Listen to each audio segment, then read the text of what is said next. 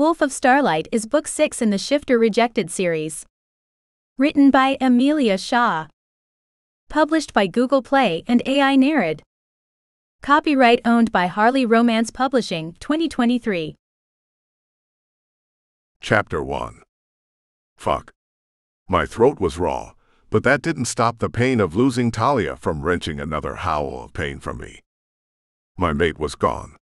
Taken right out from under my nose. Literally.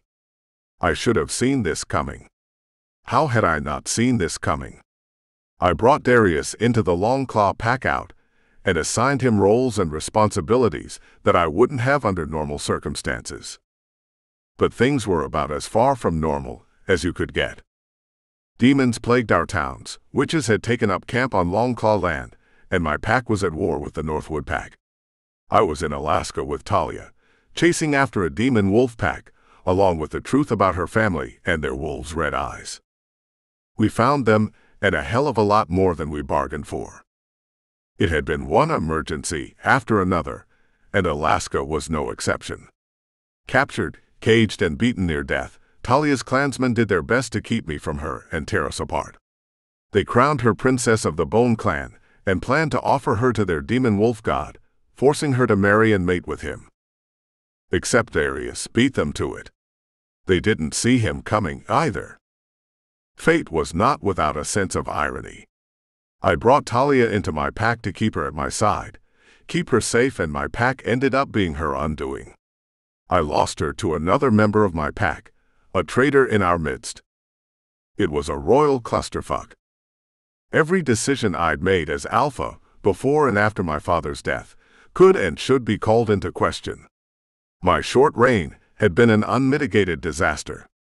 From the moment I concocted that stupid plan to kidnap Talia and use her as a bargaining chip against the Northwood pack, I'd put my own people at risk.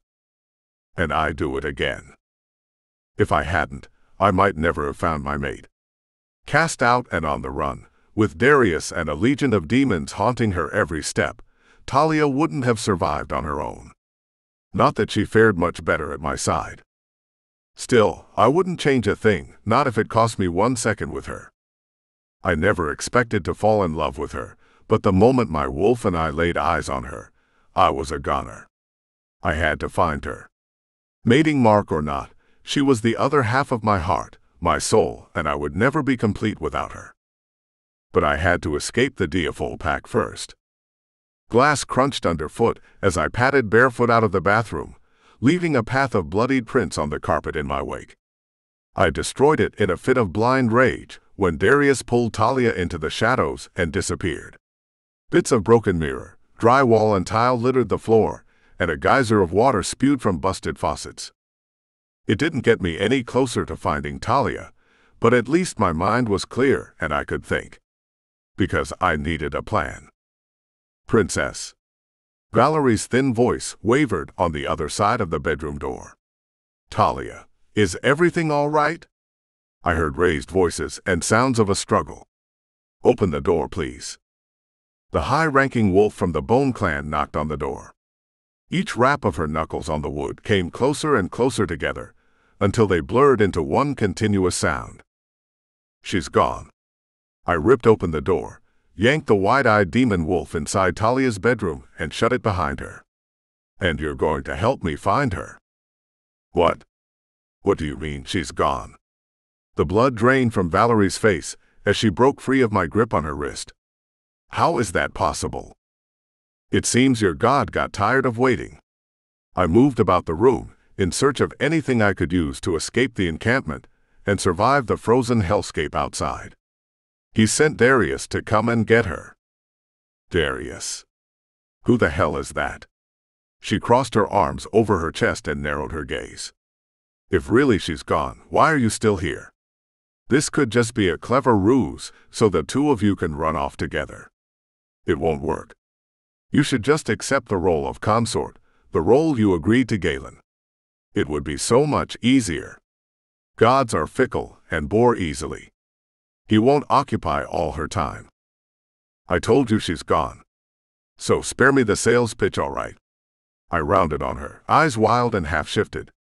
My wolf was close to the surface, threatening to burst free of the man encasing it. Gone. She sensed the threat and backed up several steps. Her fingers clutched the Bone Clan medallion around her neck when the truth of my words hit her. Why would he do that? We were so close. Everything was prepared.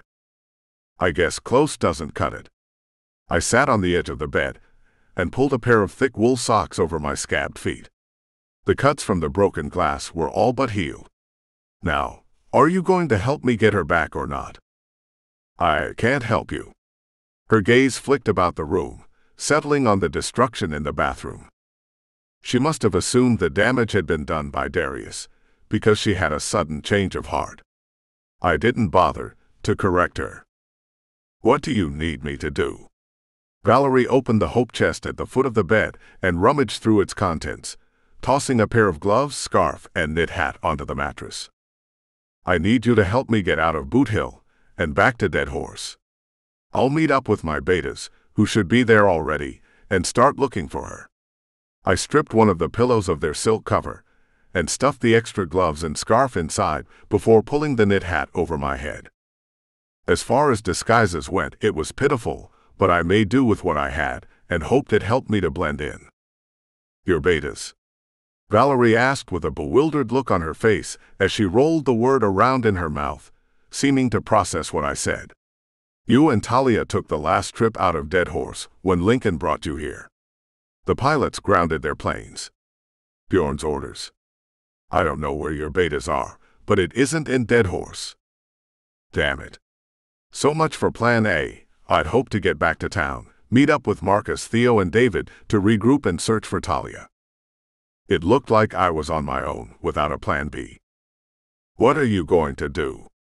You're not one of us, Galen. Your kind aren't built for the cold. Not the way demon wolves are. You won't last 5 minutes if you shift out there. Valerie mashed her lips into a thin line and rested her hands on her hips. Don't be rash. You can't save her if you're dead. I can't save her if I'm stuck here. I pulled on my coat and zipped it up with more force than necessary. The irony of a demon wolf clan being better equipped for sub-zero temperatures and life on a frozen tundra, given the association with their forebears and hotter climates, was not lost on me. Still, she wasn't wrong. If I survived the daylight hours, when the sun fell and the temperatures dropped even further, I was dead and Talia was mated to a demon wolf god. A knock on the door pierced the awkward silence that had fallen between us. Valerie. A muffled male voice came from the other side of the door. Bjorn is getting impatient. Where's Talia? Open the door. It's Vincent. What if he heard us? Valerie's eyes widened, and her brows hit her hairline as she mouthed the words. She shook her head, her braids swishing behind her. I can't help you. I'm sorry. She took a deep breath, switched gears from what appeared to be a genuine fear of being caught aiding and abetting the princess's consort in his escape, to panic-stricken, and rushed for the door. Victor, thank the gods you're here. She clutched her brother's arm and dragged him into the room. She's gone. Talia's gone. What do we do? What are we going to tell Bjorn? She played the part well, though the actual events that had unfolded minutes before she arrived helped inspire and really sell her performance. What? What do you mean gone? A cloud of red swallowed the iris of Victor's eyes. His wolf was near the surface and ready to pounce. He said someone took her. A servant of our lord and master, another demon wolf named Darius. Valerie extended her well-toned arm and pointed her long, graceful finger at me, as if I were the guilty party in Talia's disappearance. I was innocent of her kidnapping, this time. But that didn't stop the guilt of my failure to protect my mate from making me feel complicit. Fate wielded irony like a club and continued to bash me over the head with it. Darius. Wasn't he a member of your pack? Victor had done his homework on the Long Claws, no doubt scouting us for Bjorn after we returned home from the Alliance Summit. In a high-ranking position amongst your wolves. Please don't insult my intelligence. It's a ruse, and a poor one at that. Victor, I don't think it is. Valerie shoved her brother into the bathroom, showing him the destruction and the faint trace of the shadow portal Darius conjured stained onto the far wall adjacent to the shower stall. Look there. Do you see it? The outline, it's right there. We're taking him to Bjorn. Now. Victor rounded on me, narrowing his gaze as if daring me to argue. I didn't take the bait. At that point, the Alpha was my only way out of the encampment. The longer I was stuck in Boot Hill, the further away I was from finding Talia. What are we waiting for? I grabbed what little spare clothing I had and shoved it in the pillowcase, hitching over my shoulder. After you. Victor stormed out the bedroom door with his sister hot on his heels and me bringing up the rear. They ushered me from Talia's room, down a long corridor, to the side of the building where the Alpha's living quarters were located. Victor's fist hovered over the door, poised to knock, but it appeared he needed a moment to compose himself before doing so. Pray to the gods he doesn't take his wrath out on us. The Alpha beckoned us into his rooms before Victor had a chance to announce our presence. Where's Talia? Bjorn scratched his bearded jaw and leaned back in a chair draped with fur pelts, the old wood creaking in protest. On the surface he appeared relaxed, calm waters belying the tsunami building in the depths below. I recognized the look in his eyes, and the anger simmering within him. Bjorn and I were nothing alike, but at that moment with the weight of Talia's kidnapping bearing down on us, we could have been identical twins. She's gone, Alpha. Valerie dropped to her knees and bent at the waist in a deep bow, until her forehead pressed against the floor. Galen claims a wolf from his pack. Darius. Bjorn leveled Victor with a soul-piercing gaze, forcing the wolf to submit and mirror his sister's pose. A spy in the service of our God. You knew he was planning to take her. My hands curled into fists at my side, the rage roiling inside me threatened to boil over. And you didn't even try to stop him. What about your ceremonies, and all the other sanctimonious bullshit? What the fuck was all that for, if you were just going to let Darius drag her away? I knew that a spy had planted himself amongst your pack, and put two and two together when Victor reported back with your roster. If Talia didn't come to us willingly, his job was to persuade her. Bjorn rested his elbows on his knees and steepled his fingers together. It seems this other demon wolf, Darius, wanted the glory of bringing our God his bride for himself. Talia's where she belongs. How she got there is of no consequence to me. And now that he has her, what do you plan to do with me? My wolf stalked to the surface, his claws raking my insides as he tried to break free. But I couldn't afford to lose control. Every second I spent with Bjorn was time wasted. Time I needed to save Talia from being forced into matrimony with their demon wolf god. I have no further use for you, Galen Longclaw. You served your purpose. You're free to go. Bjorn's mouth curved into a treacherous sneer. Alpha.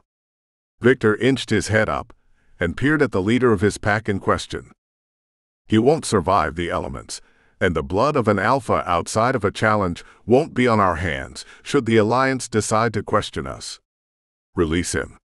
Bjorn gave his final word and concluded the conversation with a wave of his hand. We'd been dismissed. Victor rose and extended his hand to his sister, helping to her feet. They each took a place at my side and ushered me out of the room. You take only what you have on you.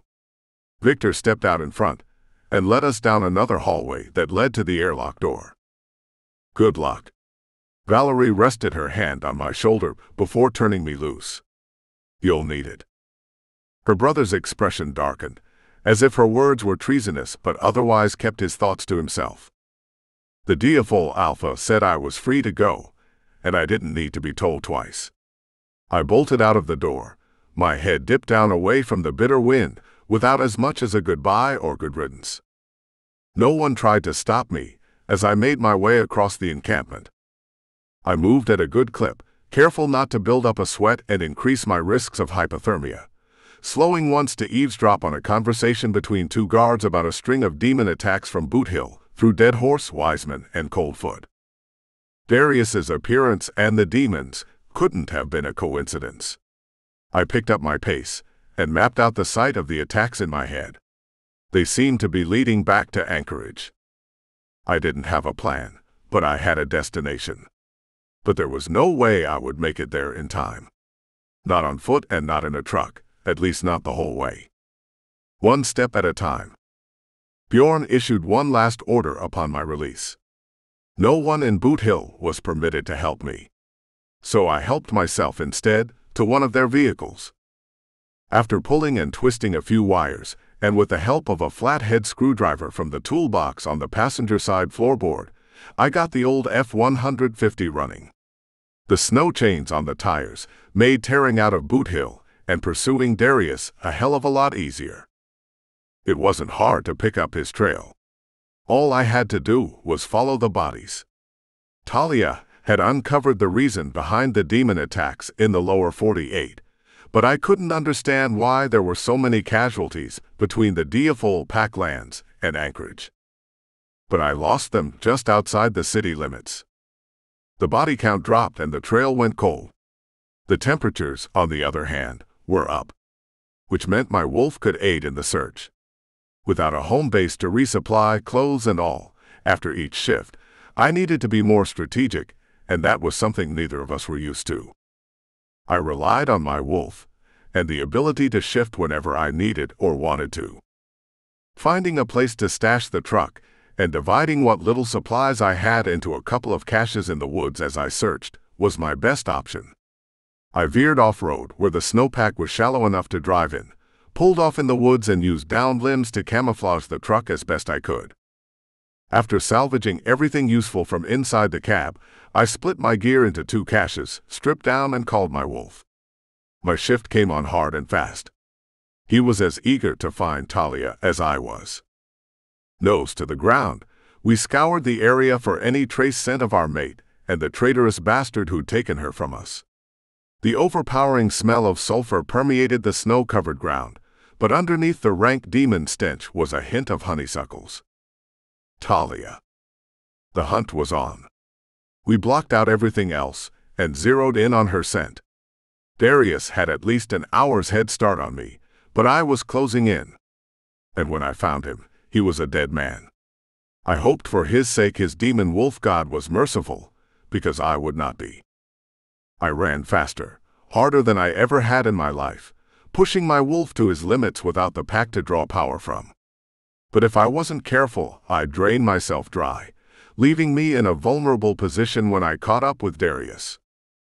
And that was a mistake I couldn't afford to make. He needed to be taken out of the equation, and fast, because I had a feeling that when Bjorn found out I'd opted for stealing a truck and going after my mate, rather than die on the ice like he'd planned, the Deafol pack would be breathing down my neck.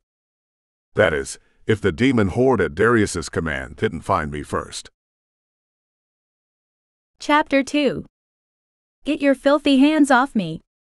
I clawed, kicked, and bit, struggling to break free of Darius's iron grip as he dragged me deeper into the shadows and into the portal he'd conjured to transport us from Boot Hill to wherever the hell we were. We'll stay here for the night. Darius ripped back a veil of shadows and revealed a gaping hole in the hillside. Get some rest. You'll need it. We leave for my lord's temple at sunrise. This time tomorrow you'll be the new wife of a god. He should pay more attention to his old wife. I raised my knee up and reared back, connecting my heel between Darius's legs with a meaty thud. He grunted and groaned, but his grip never slackened. I have killed people for less than that. He grabbed my free hand and chicken-winged it behind my back to match my other arm. Go ahead, you worthless piece of scum. Kill me. Antagonizing the demon wolf god's henchman was probably a terrible idea, but I couldn't seem to help myself. Oh wait, you can't kill me. You're right. I can't. He shoved me forward hard enough to make me stumble forward, but jerked me back before I could fall. But make no mistake, princess, I can still hurt you. My shoulder popped out of socket and sent an arc of pain from the joint to the tips of my fingers. I bit down on the inside of my cheek until I tasted blood to keep myself from screaming. I refused to give Darius the satisfaction. I don't think your so-called God wants a bruised and beaten bride. Do you? I choked out, hoping he'd release me before my enhanced ability to heal kicked in and reconstructed the ligaments with my arm twisted at an odd angle. Only for me to have it dislocated and reset, so it could heal properly later. You know what they say, something old, something new. Something borrowed, something blue. Darius shoved me again, forcing me down a dark, damp tunnel carved into the hillside that opened up into a large cavern. There won't be a mark on you when you meet your husband for the first time. My stomach threatened to turn itself inside out at the thought of my upcoming nuptials. The only vows I'd planned on taking were with Galen. I needed to come up with an escape plan. Again. It felt like I'd been running from something since the day I was born. My mother's past, my father's misdeed, their deaths, the Northwood Pack. Hell, even my own blood with its demon wolf lineage traced back to the Bone Clan had me on the run. I was sick and tired of running, but I couldn't stop. Not yet. Not until I was away from Darius and back in Galen's arms. My best chance at escape was when Darius fell asleep. If he fell asleep, his ability to pull on the shadows and bend them to his will led me to believe he was more demon than wolf. Or not a wolf at all, but a demon using black magic to disguise himself as a wolf, infiltrate the Longclaw Pack and gain Galen's trust. The latter seemed to be the most likely scenario. Candles, adhered to stalagmites and stalactites with melted wax, illuminated the cavern. 2 insulated sleeping bags had been rolled out onto the dirt floor, one on either side of a small fire ring in the center of the room. It wasn't hard to guess which sleeping bag was mine, because it certainly wasn't the one nearest the tunnel.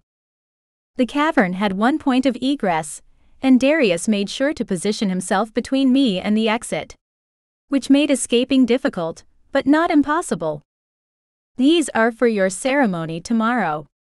He pulled a gauzy white skirt and matching bustier from inside a leather backpack beside his sleeping bag, and threw the outfit at me. Try it on and see if it fits.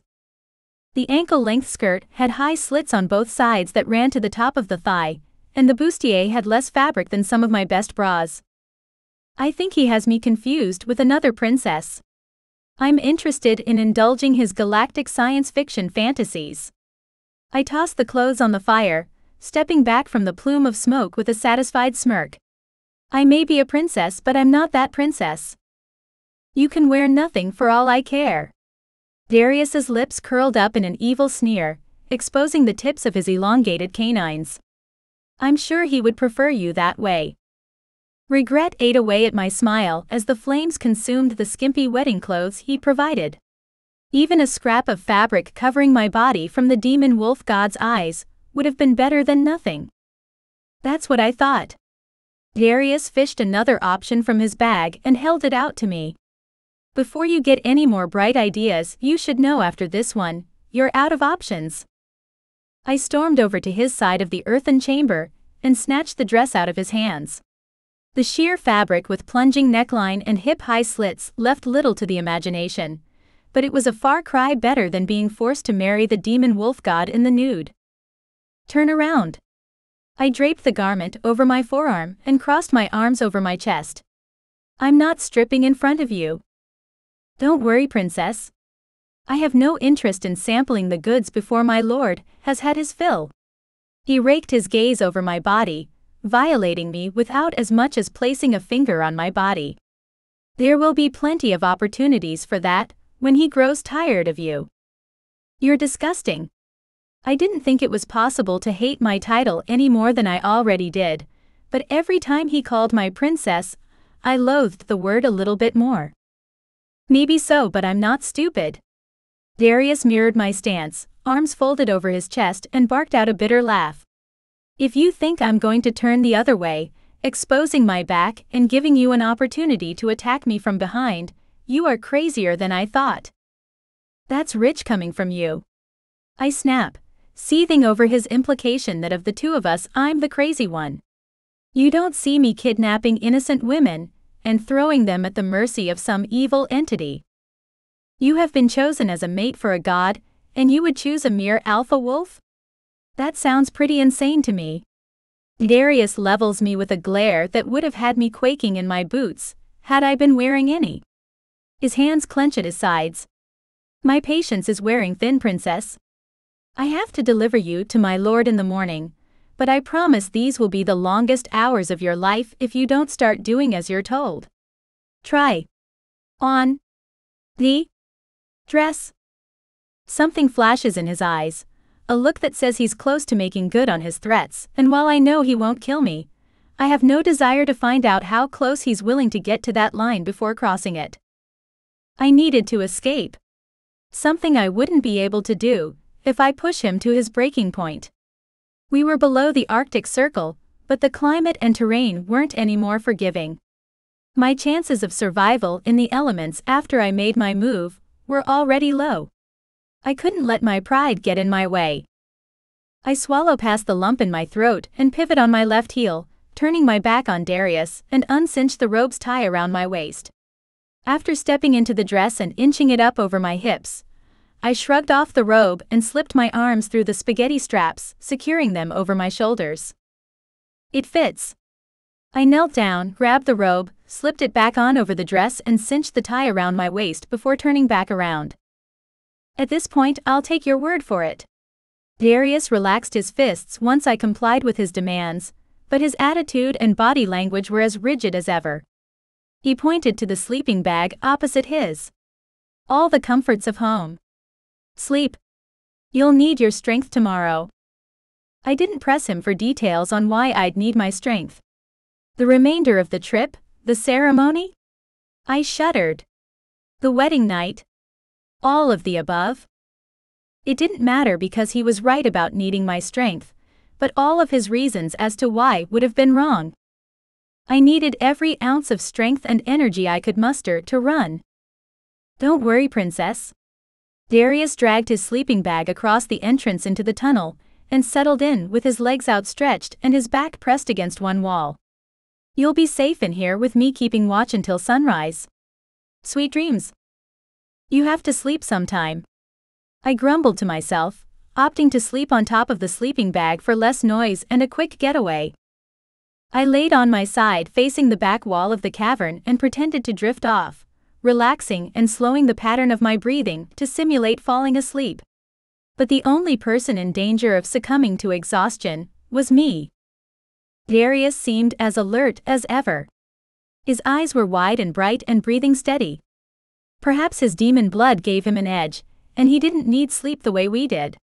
Whatever it was, it seemed I would have to wait a long time for an opportunity to escape to present itself. It was up to me to make one. I laid there, wrapped in the sleeping bag, and ran through ways to distract Darius and make my escape. My options were limited, and by limited, I meant non-existent. The bond between Galen and I had been blocked for days, but I reached out in the hopes that he could hear me. I could feel him through our connection but couldn't hear his thoughts. Still, I tried communicating anyway with the hope that something would get through. I sent a reassuring message that I was unharmed, and gave him my best guess as to our location. I felt a vibration in the bond. Except it wasn't Galen. The resonance was different. It felt a little bit like Galen, as if part of him was there. I recognized his spiritual signature, but there was something else. Something more. I focused on the sensation, the pieces moving through our bond that were different from my mate, and tried to pinpoint what or who it originated from. I clamped my hand over my mouth to stifle a gasp. I fought through the initial shock and disbelief, clearing my mind of all that useless noise until all that remained was the source. It was still there. The more I concentrated, the more familiar it became. Me. It wasn't two separate energies that I felt, but one. A combination of me and Galen. But that was impossible, or improbable. Wasn't it? The odds of getting pregnant so soon? Our relationship was hardly what the shifter community would consider consummated. The animalistic nature of our werewolf blood drove our need to mate and procreate, but it never seemed as easy as just claiming a mate for the women in the Northwood pack. There had been fewer with each year that passed, which led to other methods of expansion. There was no denying the combination I felt, a mix of me and Galen. But was it our mating bond taking hold? Would I bear his mark along with the demon wolf gods? Or something more? I couldn't afford to get my hopes up. Not for a bond, and especially not for a baby. Not when so much was riding on my freedom. On my future with Galen. The cost of losing either of those possibilities would have been more than I could bear. So, I did the only thing I could, forget about my happily ever after with Galen and focus all my energy on getting away from Darius and the clutches of his master. My future with Galen went hand in hand with my freedom. I couldn't have one without the other, but it was clear which came first. I had to keep my head and my priorities straight if I wanted to defeat Darius. And losing was not an option. I'd bested more than one alpha. First in a physical fight against the Northwood Alpha, and then a battle of wits against the Alpha of the Diaphole pack. Not to mention the priceless information I gained after convincing Valerie that I intended to go along with their plans. The demon wolf goddess was my golden ticket, the answer to all my problems. I just needed to get to her, prove to her that I'm not her enemy, and wanted nothing to do with her husband. That conversation wasn't going to happen if I just sat on my ass and did nothing. I had to try. I called my wolf, gathered what little added strength I could from my mating bond with Galen and shifted. The borrowed energy provided enough of a boost to reduce the pain and speed up the process of my transformation. Darius never noticed I'd changed.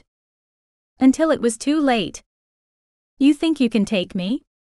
He leapt to his feet, spreading his arms and widening his stance to block the exit. My lips curled back, exposing 2 rows of deadly teeth. A growl built in the back of my throat, and I gave myself over to the primal instincts of my wolf. "Little princess wants to play." Darius taunted me, a malevolent sneer darkening his expression. "Come on, Snow White, let's see what you can do. We've got all night." Bones snapped and cracked out of joint as he succumbed to the change from man to demon wolf. His skin splintered, peeling away to reveal thick obsidian fur coated in an oily sheen. Dingy yellowed claws scraped away the last remnants of the person who'd stood before me moments before. This version of Darius's wolf was different from the one I saw when he pretended to be a lone wolf and infiltrated the Long Claw pack. He showed his true nature, proving that he was more demon than wolf. Darius didn't drop on all 4 and move like a wolf. He stood erect on hind legs like a man. Saliva dripped from his lower jaw. When he tipped his head back and howled, I knew I'd underestimated my opponent. I'd made a mistake, but it was too late to change course. The look in Darius's eyes confirmed it. I'd pushed him too far. Even if I'd submitted and shifted back to my human form, the demon that rode him would not accept surrender. It wanted blood, and my ability to heal assured that he could have it. He stalked forward, claws scratching and chipping away at the dirt floor with each step. He lashed out, swiping with his left hand. I dodged right, narrowly avoiding what would have been a bone-cracking blow to my ribs. Razor-sharp nails grazed my coat, and my white fur fell to the ground like a dusting of fresh snow. Darius howled again and feigned a hit from his right. I took the bait, dodged left and moved into the path of a solid left-handed blow to my side. I yelped and slid across the cavern. My nails raked the floor as I tried to regain purchase and avoid smashing into the rock wall. I bit back a yelp, refusing to give him the satisfaction of knowing he'd hurt me, and pushed myself to my feet. My side felt like it was on fire, and every breath I drew caused an arc of searing pain across my abdomen. I tried to take stock of my injuries, but there wasn't enough time for triage or treatment in the midst of a fight. Especially against a demon-wolf hybrid as strong as Darius. Despite my efforts to hide the pain, it was obvious I was hurt. He sensed my weakness and moved in for a series of knockout, fight-ending blows. The first connected with the side of my jaw and cracked my canine tooth. I collapsed, trapped between Darius and the back wall of the cavern. He curled his fingers, extended the razor-sharp claws at the end of his fingers, and coiled his arm back. I wasn't sure if he planned to stab or slice, but either would have left me bloodied and with muscle damage. He'd warned me not to test him, that just because he couldn't kill me didn't mean he couldn't cause me a great deal of pain. I thought about the sensation I'd felt through the mating bond with Galen, that odd combination of both our energies. What if I really was pregnant? If Darius gutted me, I might not die, but I'd lose my baby. Galen's baby. That was all the motivation I needed to push myself back to my feet. Keep fighting, Talia. Stay alive. Break free. I repeated it over and over, until I was up on all fours. I used the only advantage I had over a demon-wolf hybrid, my size. I darted between his legs and clawed his Achilles tendon. Darius staggered forward, but the slash to the back of his ankles wasn't enough to take him down. He pivoted, reached back and grabbed the tip of my tail. "Bitch!" he growled, dangling me upside down in front of him. Snarling and growling, I curled up and bit down on his wrist. Thick acrid blood filled my mouth, but I held on and forced my jaws together. He howled in pain. A chunk of flesh was torn from his arm as he shook me off. I spat the blood, skin and muscle at his feet, and bolted for the tunnel that led out to the Alaskan wilderness and my freedom. Darius recovered and pounded down the narrow passageway, gaining ground with each step he took. I pushed myself harder, and ran faster than I ever had toward the flicker of moonlight at the end of the tunnel. Something moved in the distance, snuffing out the light and submerging us into darkness.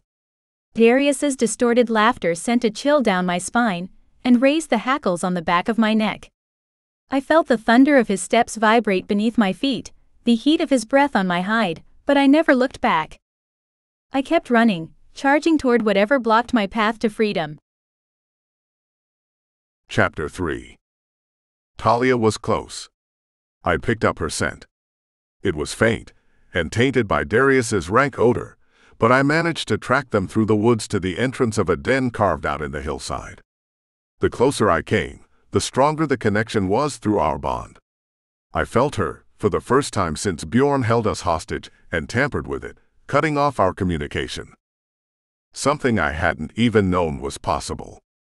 Perhaps their demon wolf god taught them things wolves in the lower 48 had long since forgotten in exchange for their worship and obedience. Or it could have been black magic, a spell they'd purchased from a dark witch as part of their plan to capture Talia. Back in the Diafol encampment, I'd spent the hours trapped in my cage, trying to work out how Bjorn broke the connection. I was terrified the damage to the bond had been permanent, but I didn't care how he did it, not anymore. Our connection had been restored and the ache, that void left behind when the mating bond with Talia had been severed, was gone. Talia was back. And she was in trouble. I felt the beat of her racing heart, the searing pain that arced through her body, the burn in her lungs with each panting breath she took. She was injured, on the run and headed straight for me. Talia.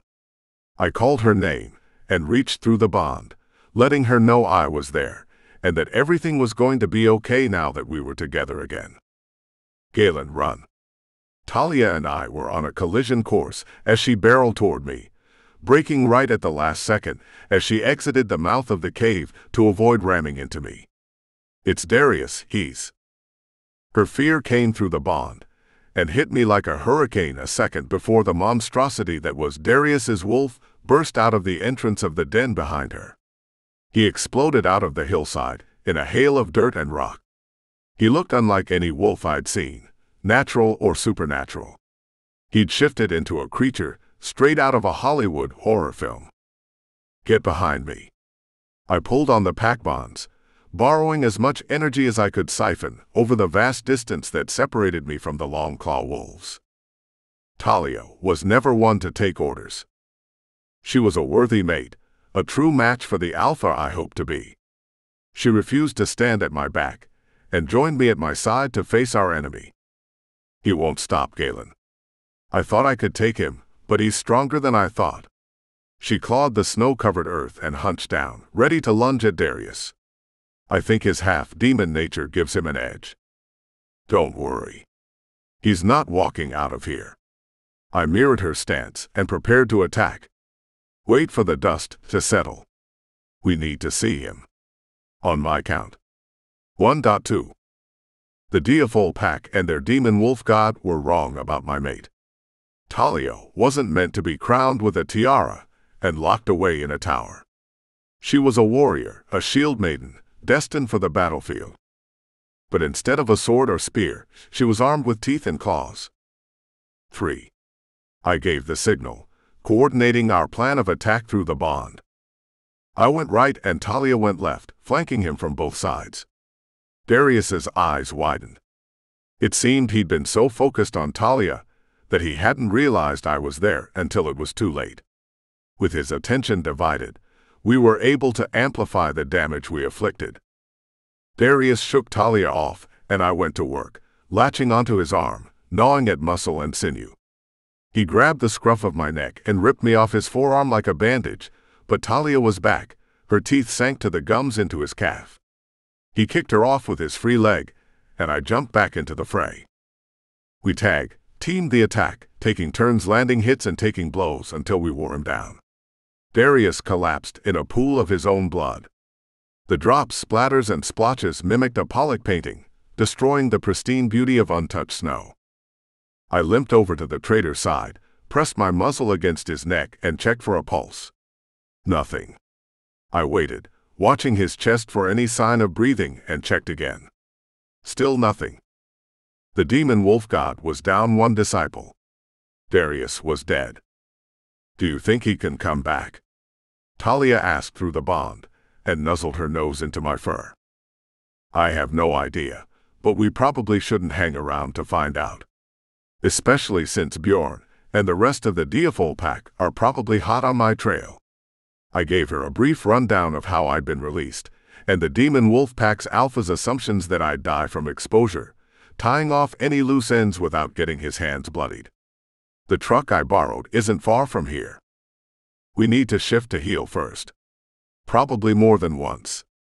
We can't afford to run into Bjorn or another demon wolf hybrid while we're healing wounds from our fight with the last one. She turned and headed back toward the cave. There's a fire, and I've got a change of clothes inside the cavern. Come on. I followed her into the mouth of the cave, and down the dark passageway to a large cavern. It was taller and wider on the inside than I'd expected.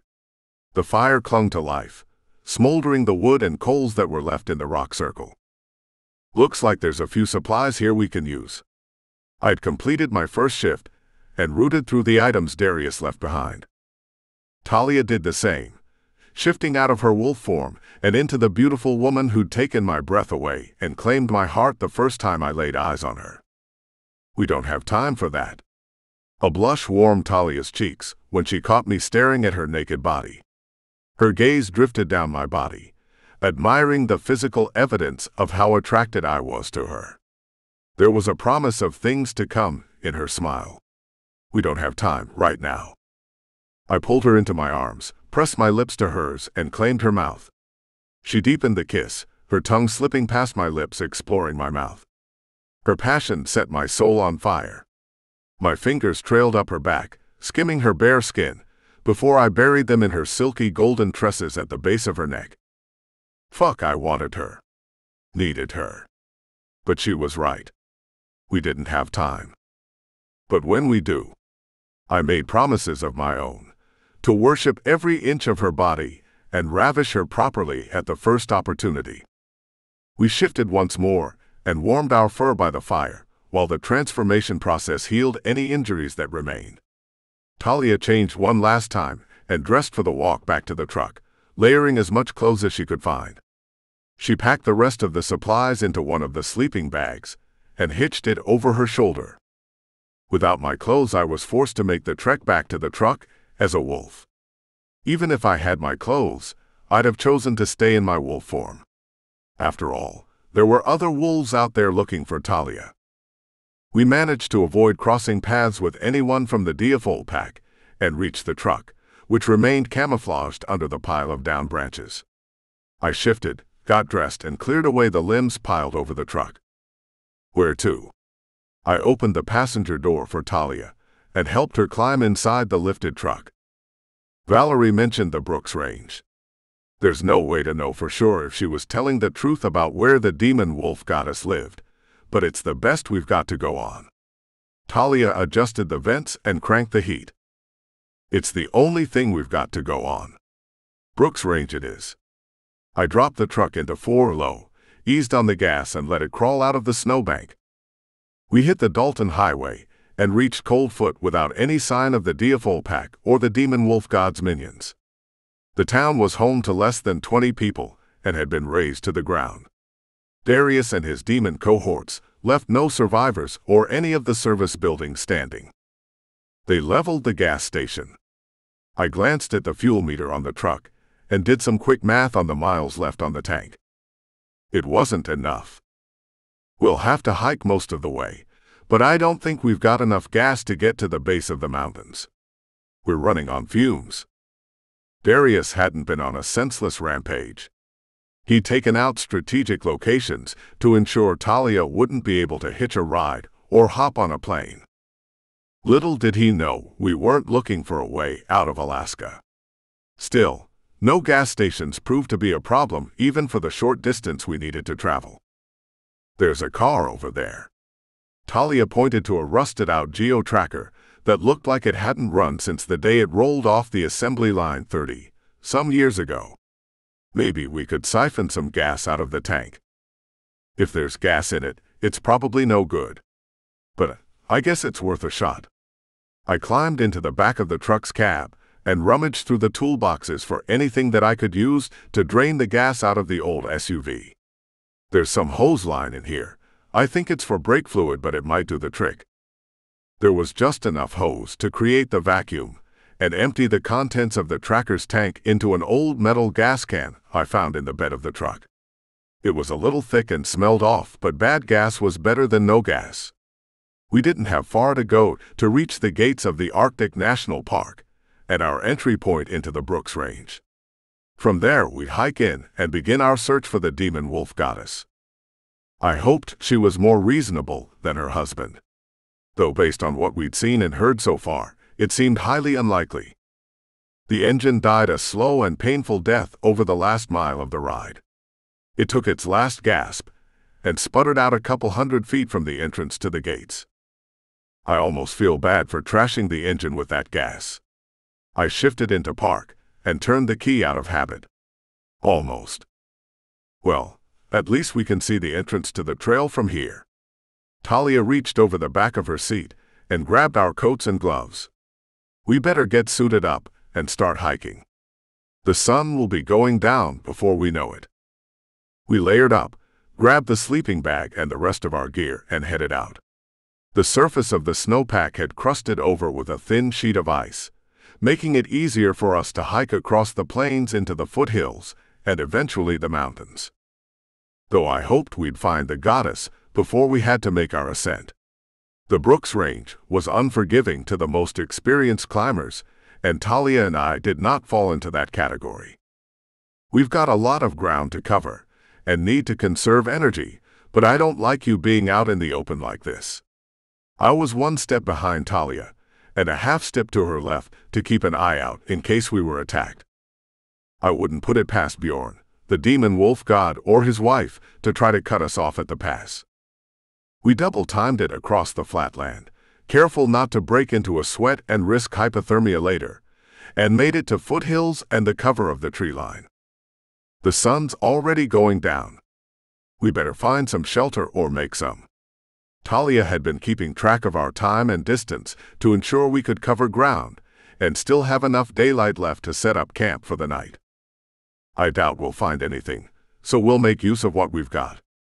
I snapped branches off the pine trees, stripping the smaller limbs, and made a lean-to. The greens and twigs were used for bedding and kindling. I was fortunate enough to find a piece of fat wood, saturated in sap and perfect for starting a fire. Not that we had anything to cook over it. There wasn't much in the way of food in the truck or in the forest. The animals were all bedded down for the night, which would have made hunting a waste of time and energy. I used an old soup can I found in the bed of the truck, boiled snow to clean it as best I could, and set about making pine needle tea. It was neither nutritious nor delicious, but it was hot, and enough to curb our appetite for the night. At least we were warm, and together. The panic and fear of losing Talia were gone. So was the adrenaline rush. Every bone and muscle in my body ached. I was exhausted after searching for Talia and fighting alongside her to take down Darius. I was mentally and physically exhausted. But all of that paled when compared to the reality of just how close I'd come to losing her. My eyes burned and my throat clenched as I choked back emotions that threatened to swallow me whole while watching her warm herself by the fire. Talia had become my whole world. She was more than just Long Claw Pack. She was my pack, my mate, my home. I would do anything to keep her safe. And that included facing down a demon wolf god. I was so scared we wouldn't find each other again. Talia's eyes glistened with unshed tears. A few threatened to spill over, clinging to her lashes, but she swiped them away with her gloved hand before they fell. I couldn't hear or feel you through our bond for so long, I thought it was broken. Talia mirrored my thoughts, and as much as I hated to see her so upset, my heart swelled with the affirmation that she felt the same for me as I did for her. She loved me, and made me want to be a better man, a better wolf. Me too, but I would have never stopped looking for you. Ever. I tossed the pine branches in my hand on the fire, and went to her, pulling her in my arms. You are my mate, Talia. I don't need a mark or ceremony to prove it. You are the air that I breathe, the water I drink, the food I eat. You nourish my soul, and I cannot imagine a life without you in it. I will never give up on you, or our life together. I love you too. Her tears spilled over her long, lush lashes, crystallizing as they streamed down her cheeks. She wrapped her arms around my waist and nuzzled her face against my neck as she tightened her hold. I just want this to be over. I know, baby. Me too, and it will be. I pressed a kiss against the top of her head and breathed in her scent. Our bond reopened, emotions and thoughts flowing both ways for the first time in days. I exhaled the tension coiled inside me when Talia's energy rushed through the connection between us. It's back. She sighed and clutched me tighter. You know, this whole time I thought it was something Bjorn did. But maybe it was Darius. I eased back out of our embrace enough to look at her. And now that he's dead, whatever curse he used to block the bond is lifted. Talia gnawed at her bottom lip as she tried to puzzle it out. It's possible. I mean, it makes more sense than Bjorn having a way to do it, since Darius had been serving the demon wolf god the whole time. We'd laid so much of the blame at the feet of the Deathful Pack, but it was clear the demon wolf god had more help than we'd realized. Some of which was headed straight for us. Do you hear that? I asked, despite knowing that she could. Not just through our bond, but her body language. What is it? Her body tensed and went rigid in my arms. I think it's safe to say whatever it is, it's not of the natural world. I let her go and unzipped my coat, preparing to strip down before I shifted. Talia did the same, readying herself for the fight we both sensed was coming. They'll try to separate us, to take me out and take you away. No matter what happens, we stay together. I would not lose her again. We shifted, transforming into our wolves, moments before the first demon reached our camp. His friends weren't far behind. Close to a dozen demons descended on our campsite, and as predicted, tried to divide and conquer. More than half of them came after me, and the rest went after Talia. But they weren't prepared for her wolf. They seemed confused to find an animal where a woman should have been standing. They must have assumed we wouldn't risk the elements, opting for more layers of protective clothing to stay warm and prevent frostbite. That was their first mistake. The second was to assume that Talia would be easy prey. They tried to close in and circle around her, but she refused to be trapped and lunged at one of the demons on her left. I had my hands full with 7 or 8 demons and lost sight of her after that, but tracked her movements through our bond. She held her own, taking down 2 demons while I battled with several more. It was a melee of tooth and claw. The demons were armed with similar weapons as werewolves, which made the tactics used to fight them in close combat similar to fighting in a challenge or an attack from another pack. We'd had plenty of experience with the latter, thanks to the Northwoods, and put that knowledge to good use. As much as I hated that Talia's life with me had been one battle after another, I was grateful she'd learned to hold her own and confidence in her ability to fight and defend herself. One by one we whittled down the demons, working our way through the horde, until we were fighting side by side again and only 3 remained. The bodies piled up, and black viscous blood stained the white crystalline snow. They should have brought more of their friends with them. Talia's thoughts slid through the bond. Her presence in my mind was like bare skin being caressed with lush velvet. I'd missed the feel of that connection with her, more than I would have thought possible just weeks before. They should have, I replied, pawing at the traces of demon blood on my muzzle. But I'm glad they didn't. The demon wolf god underestimated us. A mistake I doubted he would make again. The next time his minions caught up with us, there was certain to be more of them. But Talia and I had been outnumbered before. The demon wolf god, or his wife, could send as many demons after us as they wanted. We'd never stop fighting. Talia was mine. Nothing or no one would change that. Chapter 4. We broke camp, doused the fire with snow, and grabbed the few items we had to our names. Galen and I agreed that the campsite wasn't safe anymore, and it was time to move on. Traveling in the frigid temperatures over unknown territory in the dark was dangerous, but so was staying in the same spot where we'd been attacked. I think I see a spot over there. Galen pointed to a section of the mountain where the rock face jutted out and created an alcove underneath. We should be safe here for the night.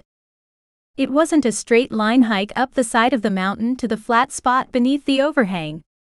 We climbed a zigzag pattern through trees and juts of rock protruding through the snow-covered ground. Aches and pains spread through my arms and legs over the hour-long trek. By the time we stopped, the natural stone slab felt more like a memory foam mattress than a rocky bed. What about a fire?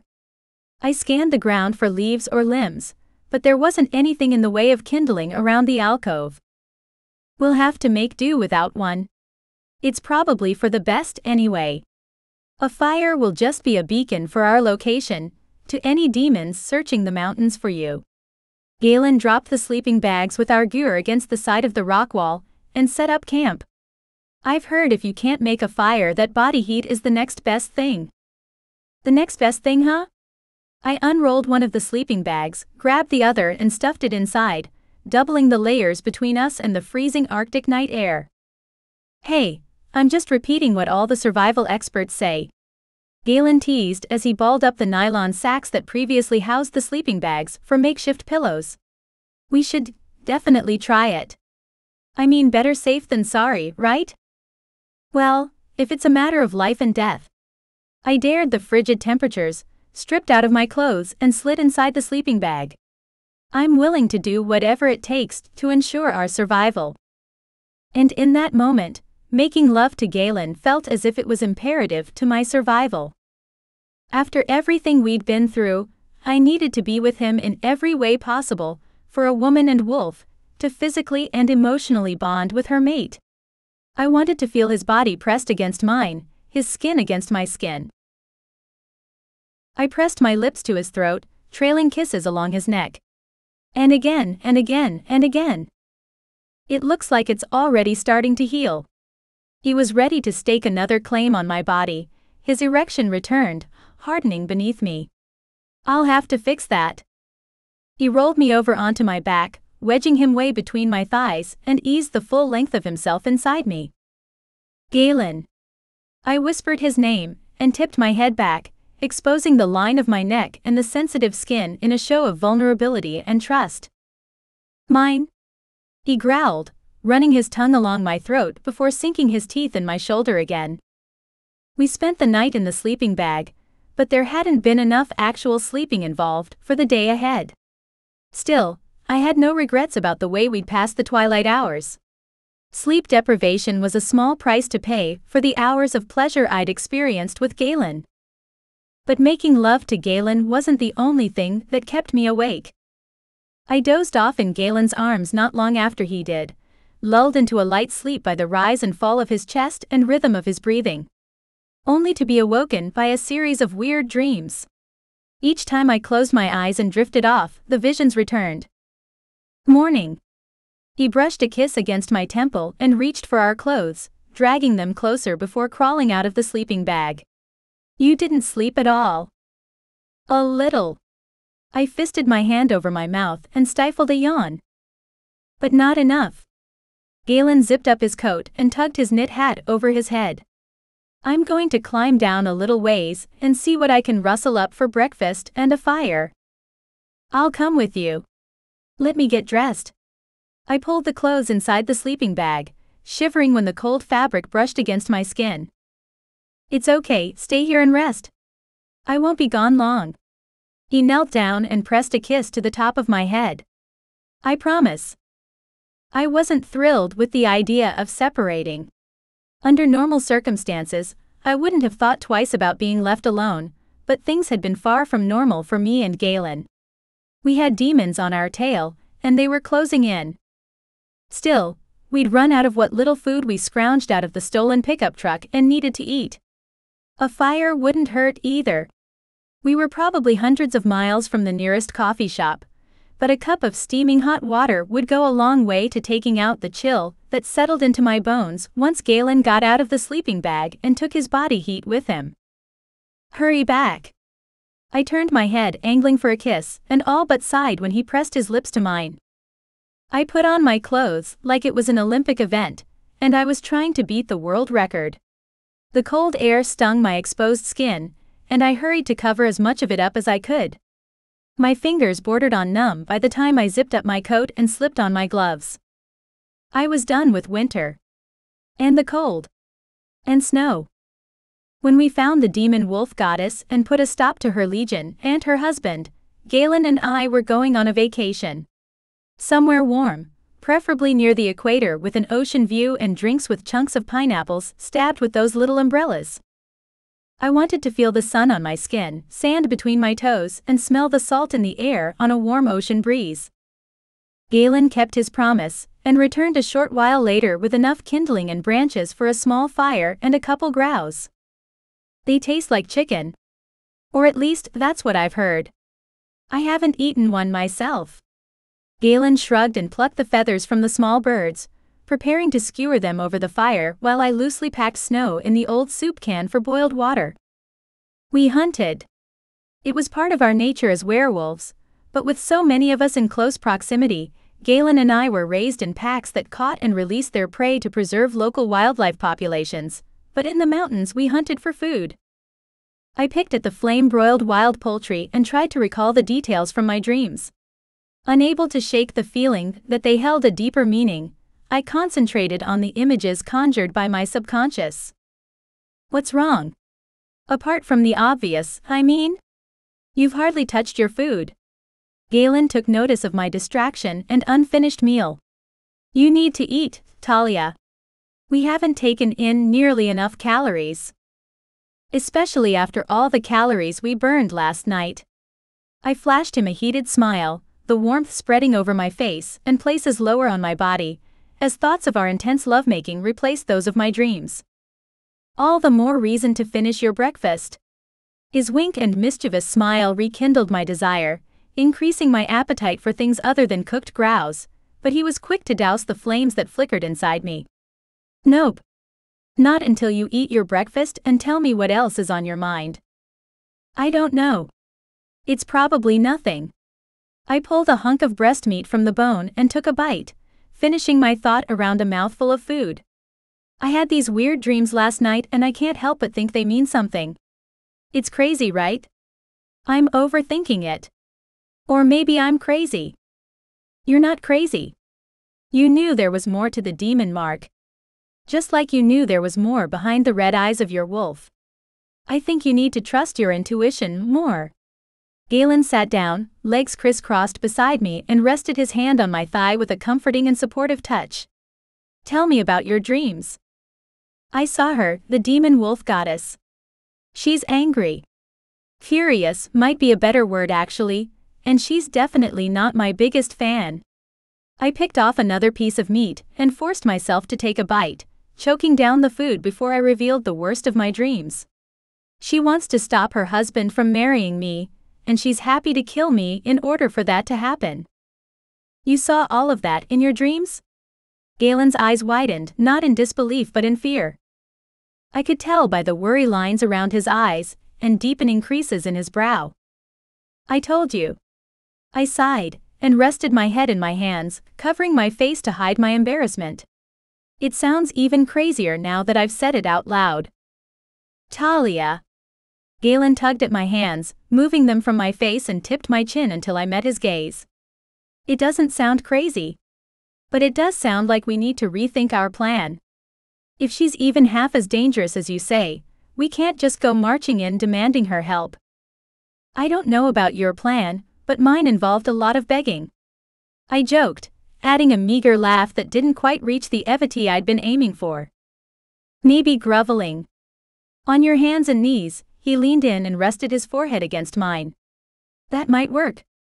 Or, we could put our heads together and figure something out. The only thing I have to convince her to help us is the truth.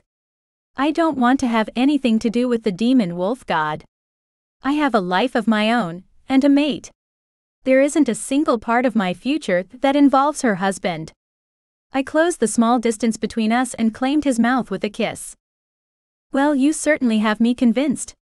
Galen brushed his nose against mine, before pookling away to get up and douse the dwindling fire with handfuls of snow. Now all we have to do is find her. He watched the plume of smoke drift away from the alcove, over the treetops below and into the cloudy horizon, as if it would somehow mark a trail from our campsite to the demon wolf goddess's home.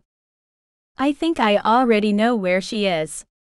My attempt at a smile felt more like a grimace. At least in my dream I did.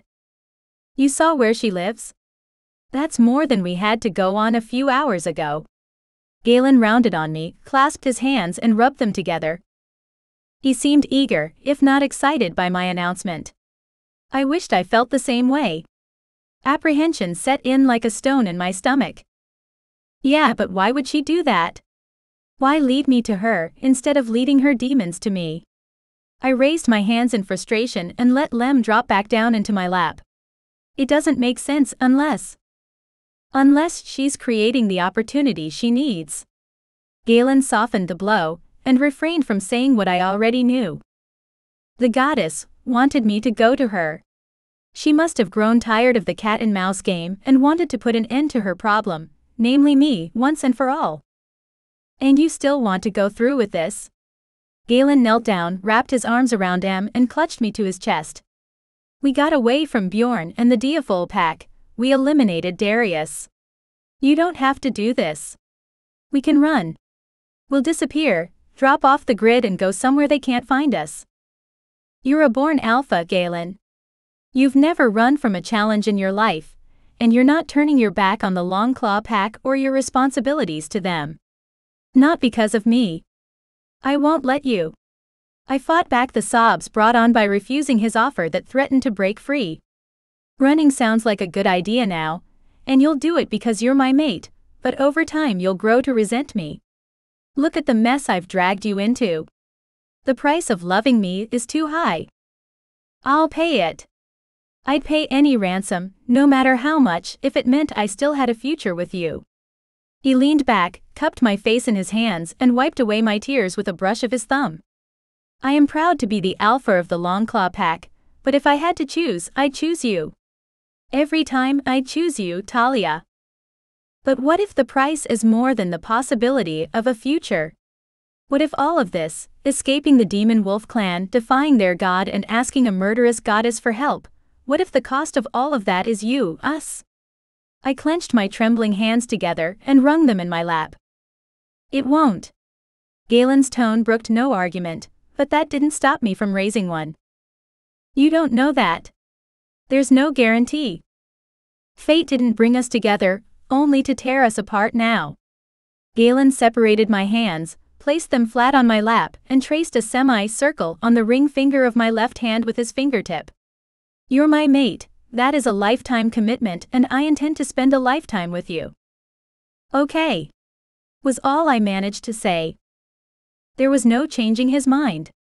There was no turning back. We were going to face the demon wolf goddess together, and she was going to help us.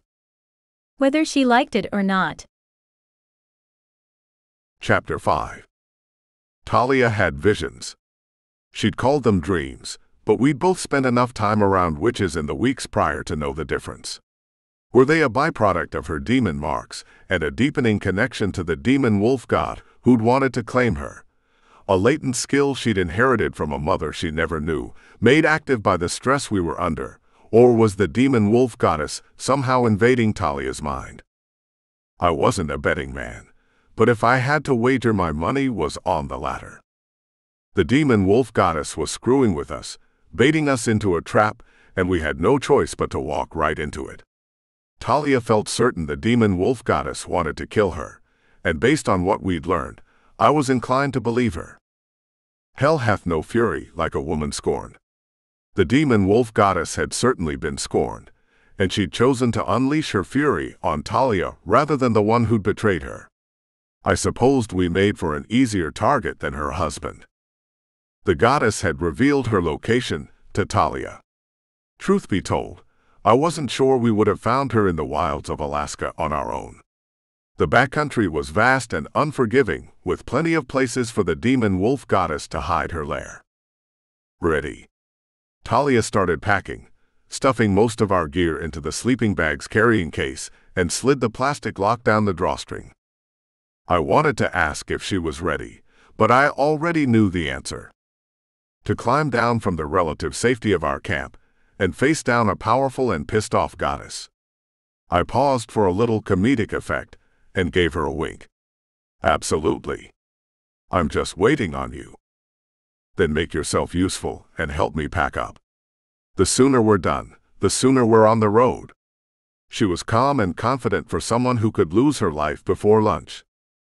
I wish I felt the same. My insides were twisted up in knots, and I was terrified of losing her. If things went wrong, the demon wolf goddess would capture or kill her. Still, if we did nothing, I'd lose her anyway, to the demon wolf god instead. It felt like a lose-lose scenario. And it was still our best bet. We worked our way down the mountain, and picked up the trail well-worn and visible even with the layers of snowfall. The hike out was difficult. We took our time, trudging through snow that was calf-deep in some spots. After all, why rush and risk injury when we were already on our way to our potential demise? The irony was not lost on me. Galen. Talia stopped walking and sniffed the air, picking up a scent. I smelled them. It was impossible not to. The demons reeked of sulfur and brimstone. They've been tracking us for the last mile and a half. They'd stayed downwind of us, but every once in a while the breeze shifted and carried a whiff of their foul odor. Can we outrun them? Maybe if we got off the trail, we could lose them in the forest? Talia scanned the woods, searching for an alternate path. In these conditions, we'll lose time that we don't have by veering off course. I dropped the makeshift pack with our gear and peeled off my clothes one layer at a time. We'll have to take them out here. Talia followed my lead, removing her clothes in preparation for the shift, and called on the magic inherent in all shifters. Her wolf's white fur blended into our surroundings. The pristine snow was the perfect camouflage. If not for her red eyes, she would have all but disappeared. Something we could use to our advantage. Use that snowdrift over there by that copse of pine trees for cover. When the demons get here, flank them from the right. I waited a breath for her to respond before calling my wolf and giving myself over to the shift. The transformation came slower and with more pain than it should have, but I was running on empty. I tapped myself out more than once, healing injuries sustained at the hands of the Diafol pack, and each time my energy refilled, the well was lower than before. I'd been away from my pack for too long, and there were too many miles between us to borrow the resources I needed through my connection with them. It was an experience I needed to become accustomed to. If things went south, forcing Talia and I to go on the run, I would be forced to abdicate my position as alpha and lose that ability altogether. For Talia, I would give that up and more. I watched her dash for the pines and vanish into the snow. Her wolf was in its natural element. On the outside, Talia was a winter wolf. She was made for the ice and snow, but on the inside she was all long claw. And she was made for me. The demons came. There were only 4 by my count. I'd expected more. Talia and I had faced greater numbers and odds back home. They used the massive size and weight to their advantage, plowing through the snow with ease, and kicked up sprays of the dry powdered snow. They came to a stop several feet from where I'd made my stand. Their eyes flitted back and forth, scanning for Talia when they realized I was alone on the path. The leader of their group gave the order to attack and waved the others forward. They fanned out in a semicircle formation and moved in. I shifted my weight, coiling my energy in my back haunches, and lunged at the demon on the far left. My claws pierced his thick hide and fangs clamped down on his neck. I shook my head back and forth until a large chunk of flesh rent free. He clamped his meaty hands around my sides and wrenched me loose, dragging my claws through his skin in the process. The demon dropped to his knees, blood pouring from his wounds and staining the ground around him, the black viscous fluid a stark contrast to the stark white snow. The others converged on me, and that's when Talia made her move. She leapt out from behind the snowdrift and tackled the demon in the back. They tumbled to the ground in a snarling heap of fur and leathery skin, grappling for dominance over the other. Talia's small stature gave her the advantage. She was light, nimble, and able to outmaneuver the demon, biting and clawing the demon each time she shifted position. His blood spilled onto the ground, pooling around his dead body. 2 down. 2 to go. Talia and I closed ranks. The demons did the same. We faced off like opposing teams at the scrimmage line, each side waiting for the other to make the first move. My lips curled back in a viscous snarl, showcasing my lethal fangs tinted black from the blood of their fallen brother, in arms. I pawed at the ground, gouging claw marks deep into the snow, taunting them to attack. Defense was the best offense. It was easier to spot and use their weaknesses against them when they made the first move. Except they didn't. The leader barked an order to the other demon in a language that sounded similar to Latin, turned and ran with his comrade hot on his heels. What just happened? Talia sent her question through our mating bond, seeming as baffled by their actions as I was. I have no idea. It was a first for me. None of the demons we'd crossed paths with before had backed down from a fight. They stood their ground, win or lose. They might be setting a trap. We should wait a little while before shifting, in case they come back hoping to catch us without any weapons at our disposal. Are you hurt? I patted around Talia, checking her for any wounds.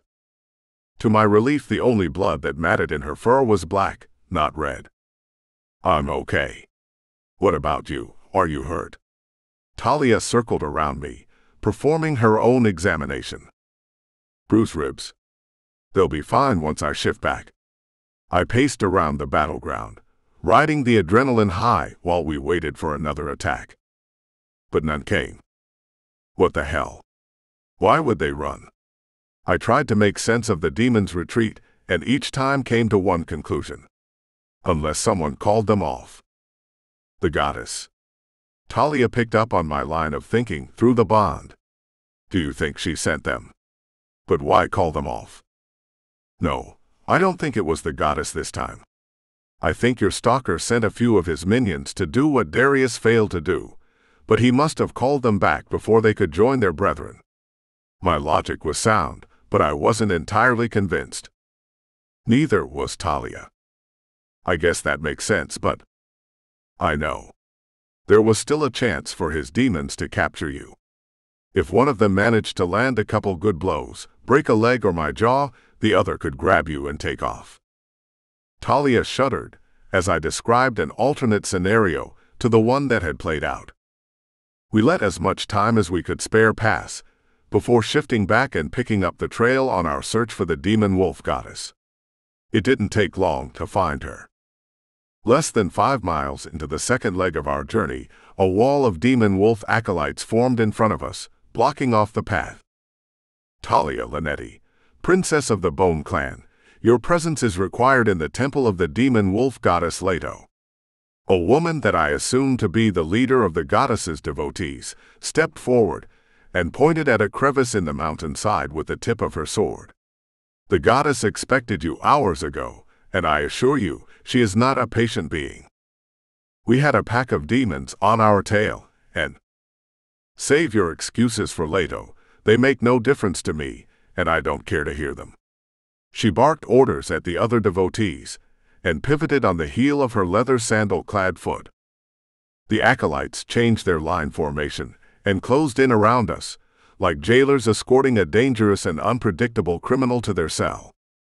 That did not bode well for our reception in the goddess's temple.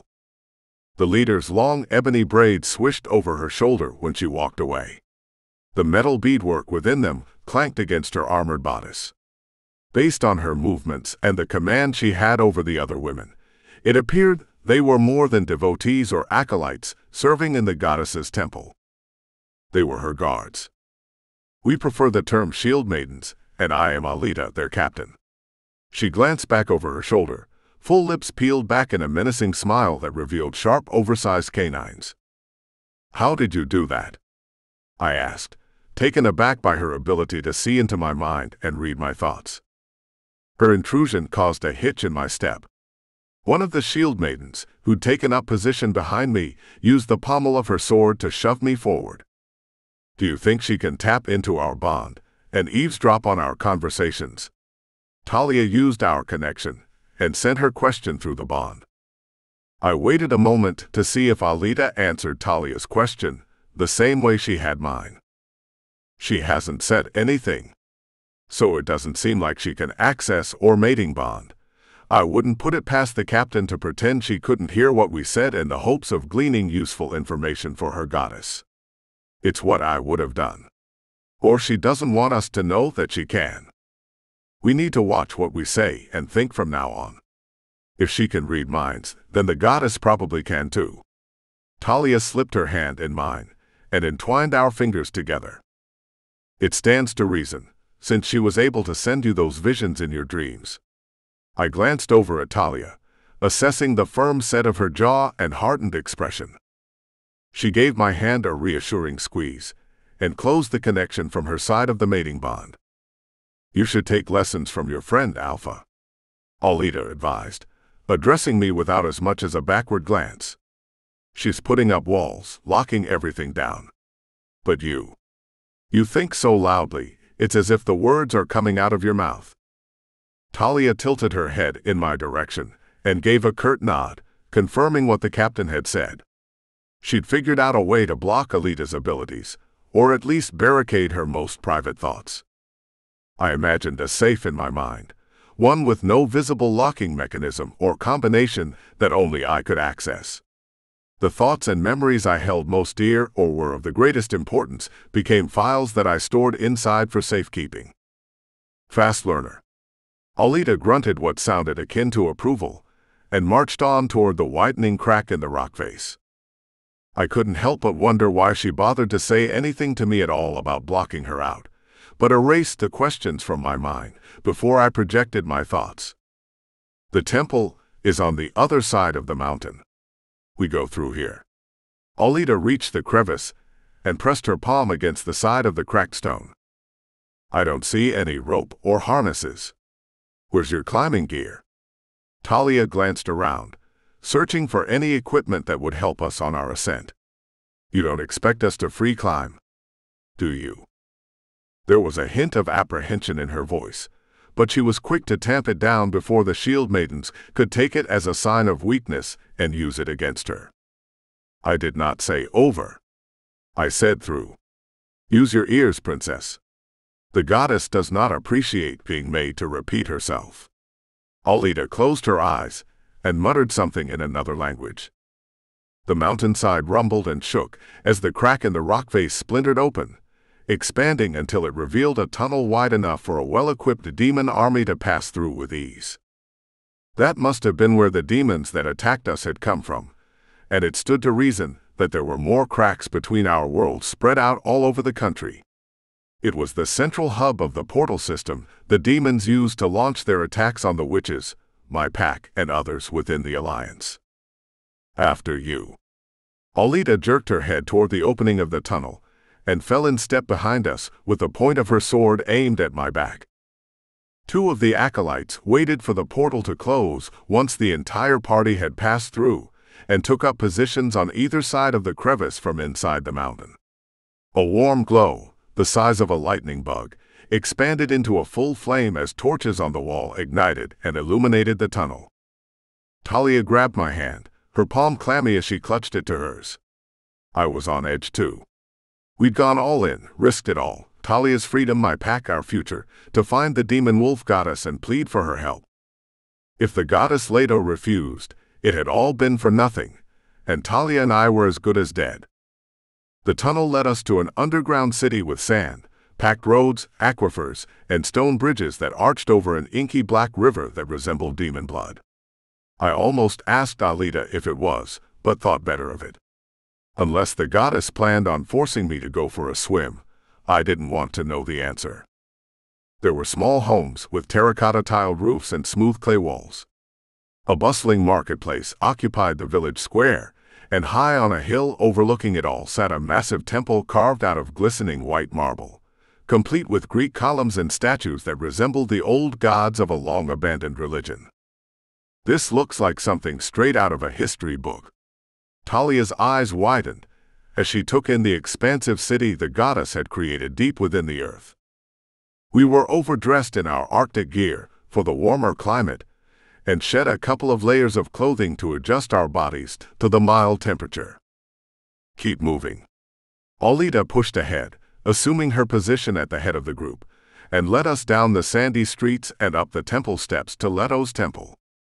The goddess sat on a marble throne, her dusky olive skin and ebony hair the only contrast to the stark white stone and silken robes that adorned her body. Ah, finally I can cast my gaze upon the princess who has captured the attention of my dear husband. Leto's venomous tone suggested the feelings she held for her husband were anything but affectionate. A fair-haired beauty, blessed with supple youth. Goddess, I must speak with you. Talia stepped forward, ready to plead her case at Leto's feet, but the pointed glare of the demon wolf goddess stopped her in her tracks. You dare to enter my temple and make demands, after all the trouble you've caused me, nymph. Leto raised her hand to stay the guards who'd stepped into an offensive stance at her raised voice. Please, goddess. I didn't ask for this, any of it. I've never even seen your husband. I have absolutely no interest in marrying him, or whatever else he's planning. Talia dropped to her knees and bowed her head, her blonde hair falling around her face like a golden curtain. I already have a mate. I'm in love with Galen. You must have seen that when you came to me in my dreams. Please. You have to believe me. More demands. Leto leapt to her feet, silk pooling at her feet and cascading down the steps at the base of her throne. How bold you are to assume that I have to do anything you say. Especially believe the lies that fall from your serpent tongue. You remind me of another temptress who collapsed, begging at the feet of a goddess. You would do well to hold your tongue before your physical likeness matches hers as well. The goddess glided down the steps, stalked toward me, and clamped her hand over my mouth before I had a chance to utter a word in Talia's defense. The mate, I presume. Leto removed her hand and walked a circle as she sized me up. The lover scorned by his betrothed's betrayal.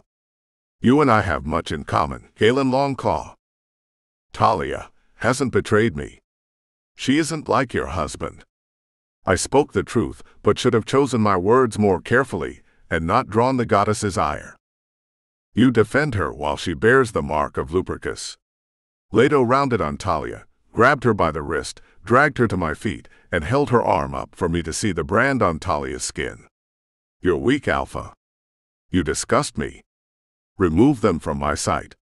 A knight and the chained in the dungeons should free the truth from their mouths." Our first encounter with the demon wolf goddess hadn't gone as we'd hoped. Still, things could have gone worse. She hadn't killed us. Yet. Chapter 6. Leto ordered Alita and the other shield maidens to take us from the temple and be thrown into separate prison cells below. "Don't fight them." Galen reached out through our mating bond and explained why he'd chosen imprisonment over battling our way out of the temple. "She isn't through with us." "No, yet. We still have a chance to convince her to help us, but not if we fight." I knew he was right. I'd come to the same conclusion and planned to suggest it before he communicated with me through our bond. Still, that knowledge did little to quell my wolf's desire to fight her way out of the temple, past the acolytes that stood guard at the portal and back onto Alaska's frozen ground. She was tired of cells and chains, of being locked away for doing nothing but merely existing. So was I. But I followed Galen's advice and my own judgment, and allowed myself to be taken into the goddess's custody. Galen and my hands were bound behind our backs with iron shackles attached by a chain to a collar around our necks. Burlap sacks were draped over our heads before we were marched out of Leto's throne room and down into the catacombs below the temple. Alita split her team of guards in two. The first group had been assigned to Galen, while she and 4 other shield maidens took charge of moving me into my accommodations for the night. I couldn't see or hear Galen in the traditional sense. They made sure that we were placed in cells at opposite ends of the dungeon. But I knew that he was okay. I could feel him and talk with him through our bond. That had been enough to get me through the night. We'd been right in assuming Leto wasn't finished with us. Alita and her fellow acolytes hadn't laid a hand on us, other than to place us in our cells. That was as far as their kindness went. The chain stayed on. Our collars were fastened to a bolt secured in the wall near the ceiling, forcing us to remain on our feet, or in my case on tiptoe, for the duration of our confinement. It was another long night, with no food or water and no relief from the burning ache in my shoulders. I'd lost sensation from my fingertips to my elbows due to the position of my arms twisted behind my back, hours before Alita returned and unlocked the door to my cell. She unhooked my collar from the wall mount, catching hold of the shackles around my wrists before I collapsed on the floor. "Where's Galen? Is he all right?" I shifted my weight in her arms, turning so that I could look her in the eyes. "Please, princess." Alita scoffed and shoved me toward the cell door. "There's no need to pretend you don't already know. Your ability to speak to Galen Longclaw through a mating bond is the only reason the two of you are still alive." I knew it. I cast a backward glance over my shoulder at the captain of the goddess's guards. Galen did too. "You weren't fooling anybody yesterday." "You think you're clever, princess?" Alita arched her brow and smirked. "We shall see just how clever you really are before the day is out." Another group of guards marched down the hall with Galen still bound and chained behind them. "It's okay. We're okay. We're still alive, right?" Galen reached out through the bond and locked his gaze with mine as he walked past. "The goddess wants something from you, or we'd be dead by now." Alita made her presence known inside our connection for the first time, but I felt certain she'd been there from the moment she stepped into our path back on the hiking trail in the gates of the Arctic. "Enough." Her voice cut like a knife through our mating bond. "Silence from this moment on. You are prisoners in the house of the goddess Leto. You will only speak when spoken to. With or without your precious bond." She waited for the other group to take Galen upstairs, stepped out into the corridor, jerked on my chains as she led me back up to Leto's throne room. Galen was seated on the steps at the base of Leto's throne, as if he were her pet. His chains had been removed, but he was in no way free to leave. Whatever transpired between the goddess and Galen, I had no doubt it involved multiple threats on my life. There you are, little nymph. Have you come to speak the truth about the mark you bear on your arm, and the blessed day of your union with my husband? Leto phrased her question as if I had a choice in appearing before her. Goddess Leto, I told you the truth yesterday. These marks were forced upon me the same as his proposal. Galen is my chosen mate. I fought the urge to scream my innocence at the top of my lungs and checked my tone. Acting defensive was not the way to sway Leto to my side. Perhaps not. Leto ran her hands over her lap, smoothing the folds of her flowing gown. I fear there is nothing that you can say that will convince me. Though I do admit an interest in the presence of a bond between you and the Alpha. What can I do to prove to you that I am telling the truth? I dipped my head and bent at the waist in a submissive pose as much as the chains that bound me would allow. I came seeking your help and am at your mercy.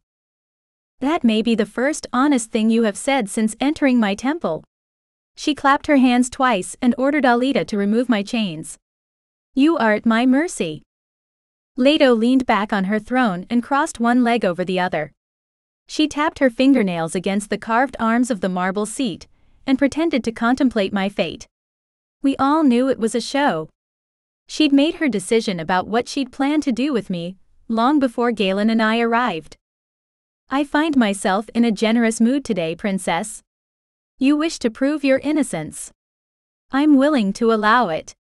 Leto stood, looming over the throne room and the acolytes assembled inside it. You will complete 3 trials. Your innocence will be determined by your success or failure in the challenges I set before you. Fail and you die. Your first trial starts now. Alita drew her sword from its sheath and smacked it against her armored breastplate. The shield maidens answered with a thunderous clang of hardened steel blades colliding with their body armor. Galen's hands clenched into fists at his side, but he made no attempt to get up from his place at the goddess's feet. Her hand fisted in his hair may have had something to do with it. A seed of fear planted itself in my mind, threatening to grow wild and choke out my last shred of confidence. Alita was a seasoned warrior, dressed and armed for battle. There were no rules of engagement, which meant I wasn't left defenseless. I still had my wolf and the ability to shift. But my fangs and claws were useless unless I could fight on the inside. Which meant I needed to get past the point of her sword. A feat easier said than done. If I succeeded, her armor posed yet another problem. Hard leather cuffs covered her forearms and matched the make of the boots laced up to her knees. Chainmail adorned her neck and draped down to her elbows, making her body all but impenetrable. I was still sizing her up, searching for weak spots in her armor and stance, when the line of shield maidens changed position. They formed a ring, circling around me and Alita. The captain of the guard raised her sword above her head and shouted a battle cry loud enough to rattle the rafters and strike fear in the hearts of her enemies. It sure as hell worked on me. Anita dropped into a fighting stance with her arm drawn back and sword poised for driving its way through her opponent, me. I called my wolf, tapping on the mating bond with Galen to borrow his strength and increase the speed of my transformation. She rushed forward, ripping through my skin before I'd stripped out of my clothes and took control. Shredded cloth showered down and littered the floor around her paws like bits of confetti in a ticker tape parade. She crouched down, coiling energy in her hind legs, and made the first move. She pushed off and leapt across the makeshift ring. Alita saw her coming and adjusted her stance and drove her sword up in the air to spear my wolf as she came down. There wasn't enough time to adjust course mid-air and miss Alita's sword entirely. My wolf rolled right, the razor-sharp edge of the blade grazed our side. The captain of the goddess's guard drew first blood. My wolf fell to the floor, her white fur streaked red. Alita returned to her defensive stance, ready for another attack. The fight was unfolding just as I feared, with the goddess's champion holding her position and waiting for me to attack, preventing me from getting on the inside. We hadn't found her weakness to exploit, or any other way to gain the upper hand. I couldn't lose. Not in the first of the goddess's trials or the last. One cut and a little blood wasn't enough to stop my wolf. She wanted to charge again, but that wouldn't work. We couldn't defeat Alita that way. She'd carve us to pieces one slice of her sword at a time. We needed to make her move, get her on the offensive to attack us instead. It sounded like a solid plan. There was just one problem. I had no idea how I was supposed to get her to do that. Or how I was supposed to convince my wolf to go along with it. Galen's energy flowed through our mating bond and settled my wolf. As an alpha, he knew how to bring his wolves to heel, and I was one of his wolves. He asserted his dominance as pack leader over my wolf, and helped me bring her back under my control instead of the other way around. I stayed on my side of the ring, planted my paws on the ground and dug in. If Alita wanted to defend her goddess's honor and the title of champion, she'd have to come to me to get it, but she held her ground. Alita stepped right. I stepped left. Neither of us moved forward. We were at a stalemate. Until the captain grew tired of waiting. She rushed forward and shifted before her paws hit the ground. I knew that Alita was a demon wolf, but what I hadn't known was that she was a demon dire wolf. She was at least twice my size, but my chances of success in my first trial increased tenfold. My smaller size had been an advantage against other wolves. Dire wolf or not, I knew how to fight when both me and my opponent were on 4 legs. My lips curled back on a toothy growl and my claws were out. I was under her belly when she landed, my nails gouging through the thinner coat and tender skin. Blood gushed from the wounds on her stomach. She slid across the floor, her paws scrambling for purchase on the slick marble, and crashed into the legs of one of the shield maidens forming the ring around us. Alita got her paws back under her, and pushed herself up off the floor. From the sound of her growl, it was clear she was seeing red, and not just from the blood I'd spilt. She came at me again, but her movements were slow, more pronounced, from the wound across her stomach. I waited until I saw my opening, storing the energy I needed to make my move in my hind legs, and pounced. It was hard to hit a moving target. I'd been aiming for her neck, but connected with her shoulder. I bit down, locked my jaws and dug my claws in her side. She tried shaking me off, but I held on like my life depended on it. Because it did. As much as I needed, and I wanted to win the trial, I didn't want to kill Alita to do it. But the captain had too much fight in her for her own good, and didn't know when to quit. She needed to learn when to stay down. I had to be the one to teach her. Alita dropped to the floor and rolled from left to right, still trying to knock me off her side. She'd done half the work for me by taking the fight to the ground. I ratcheted down on her shoulder, deepening the puncture wounds in her shoulder from my teeth, and jerked my head back until I took a piece of her with me. She howled and rolled to her left, leaving her throat exposed. That was the mistake that ended the fight. I moved in for the kill, biting her neck, but stopped short of finishing her. The room fell silent. Everyone, Alita included, seemed to be waiting for me to rip her throat out. I chose mercy in the hopes that Leto would do the same. "Why have you stopped?" The demon wolf goddess shouted from her perch on the throne. "Do you wish to yield, princess?" "Because my champion will not." Alita crawled to the edge of the ring, taking refuge at the feet of her shield maidens. She shifted to her human form and back again to heal her wounds. "There you see." Leto rose from her seat and ordered her captain to finish me off. "Victory was within your grasp and you threw it away."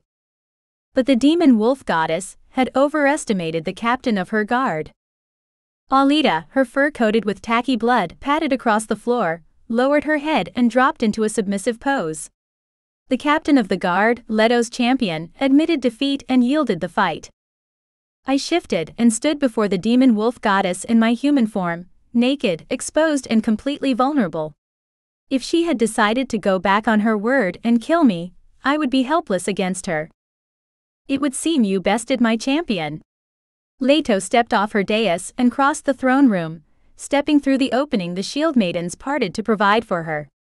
She hovered over her captain, and it was clear by the look of disdain in her eyes that there would be repercussions for Alita's actions, or lack thereof.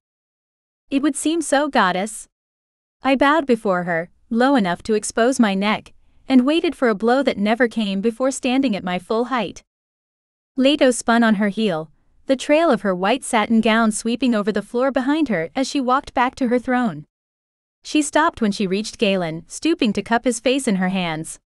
She stroked her thumbs over his cheeks and then his lips, before kneeling down and claiming his mouth in a kiss he didn't return.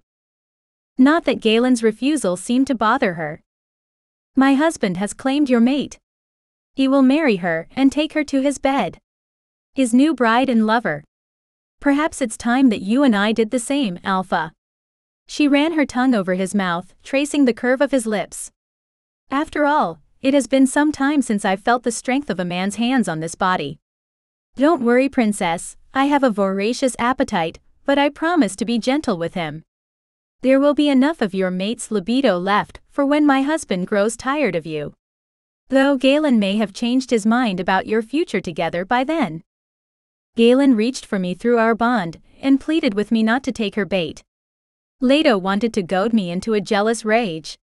No doubt with the hopes that I would attack her, giving her the freedom to go back on her word and order my immediate execution. My wolf railed against the sight of another woman laying hands on our mate. But I suspected Galen was right, as usual. He had an uncanny ability to read people, and Leto seemed to be no exception, despite her elevated status as a goddess. She could have taken any number of lovers over the centuries, but chose to remain faithful to her husband. She didn't want my mate, she wanted Lupercus, the demon wolf god she married. "I hope you're ready for your next challenge, because this is all the respite you will have." Leto at least had the decency to order a change of clothes be brought to me, before conjuring a portal and casting me through it. The second trial begins now. On the surface, the next task given to me by the demon wolf goddess seemed easier than defeating her strongest warrior. A game of lost and found. Recover Leto's most precious possession, taken by her husband in one of his vengeful moods and hidden in a location outside of realm and her reach. But when I stepped through the portal and onto the other side, I realized what an impossible task it really was. An arrowhead, formed out of obsidian that had once belonged to her daughter Artemis. The broken piece was all that remained of the arrow fired by the goddess of the hunt when she created the constellation Orion. Lupercus hid the arrowhead in a foloi forest. The second challenge felt more like a wild goose chase in search of a needle in a haystack. But I couldn't return to her temple empty-handed. I had to find the arrowhead. My life and Galen's depended on it. Chapter 7. Talia was gone again. Except this time, she hadn't been taken against her will. The demon wolf goddess started the second trial, and sent her on a ridiculous treasure hunt for some precious arrowhead she'd lost hundreds of years ago. I suspected the demon wolf goddess knew it was an impossible task, and had set Talia up for failure. Which of course she denied when I accused her of doing as much. "Galen, your harsh words wound me." She feigned distress, pressing her hand to her chest over the place where her heart would have been if she'd had one. I knew her history, the life that she had before she adopted a new identity as the demon wolf god. As the mother of Artemis and Apollo, two important characters in werewolf lore, she was also an important part of our mythos. But Leto had become petty and cruel over the centuries since her tryst with Zeus and subsequent banishment and years of torment by his wife, Hera. It seemed even the fate of the gods was not without a sense of irony. The demon wolf god married a philanderer, not unlike her first lover, and stepped into Hera's role as the bitter and cruel jilted wife. She was repeating the cycle, but had been blinded by the pain of her husband's betrayal and couldn't see it. "Walk with me, Galen." Leto held out her hand, expecting me to take it in mine and act as her escort. "Your mate will be gone quite a while on this next challenge, and I'd like to stretch my legs. Surely you must feel the same way. Besides, it will help you pass the time until the little nymph returns." I considered pointing out her resemblance to stories I'd read in my youth about Hera, but bit my tongue, since I needed Leto to create another portal for Talia's return. There was no telling how the demon wolf god would react, and couldn't afford to lose my temper and jeopardize Talia's safe return. Leto grew impatient and grabbed my hand, pulling me from my seat on the marble steps. She crooked my arm at the elbow and looped hers through, resting her hand on my forearm. "Tell me about your mate." She led us out of the temple and into an adjacent garden. I admit to being curious about her. I can see how her fair hair and skin caught my husband's eye, but there must be something I've failed to see in her that has captured your attention as well. Talia is loyal, sometimes to a fault and her own detriment. She gives everyone the benefit of the doubt, again to her own detriment. She sounds naive.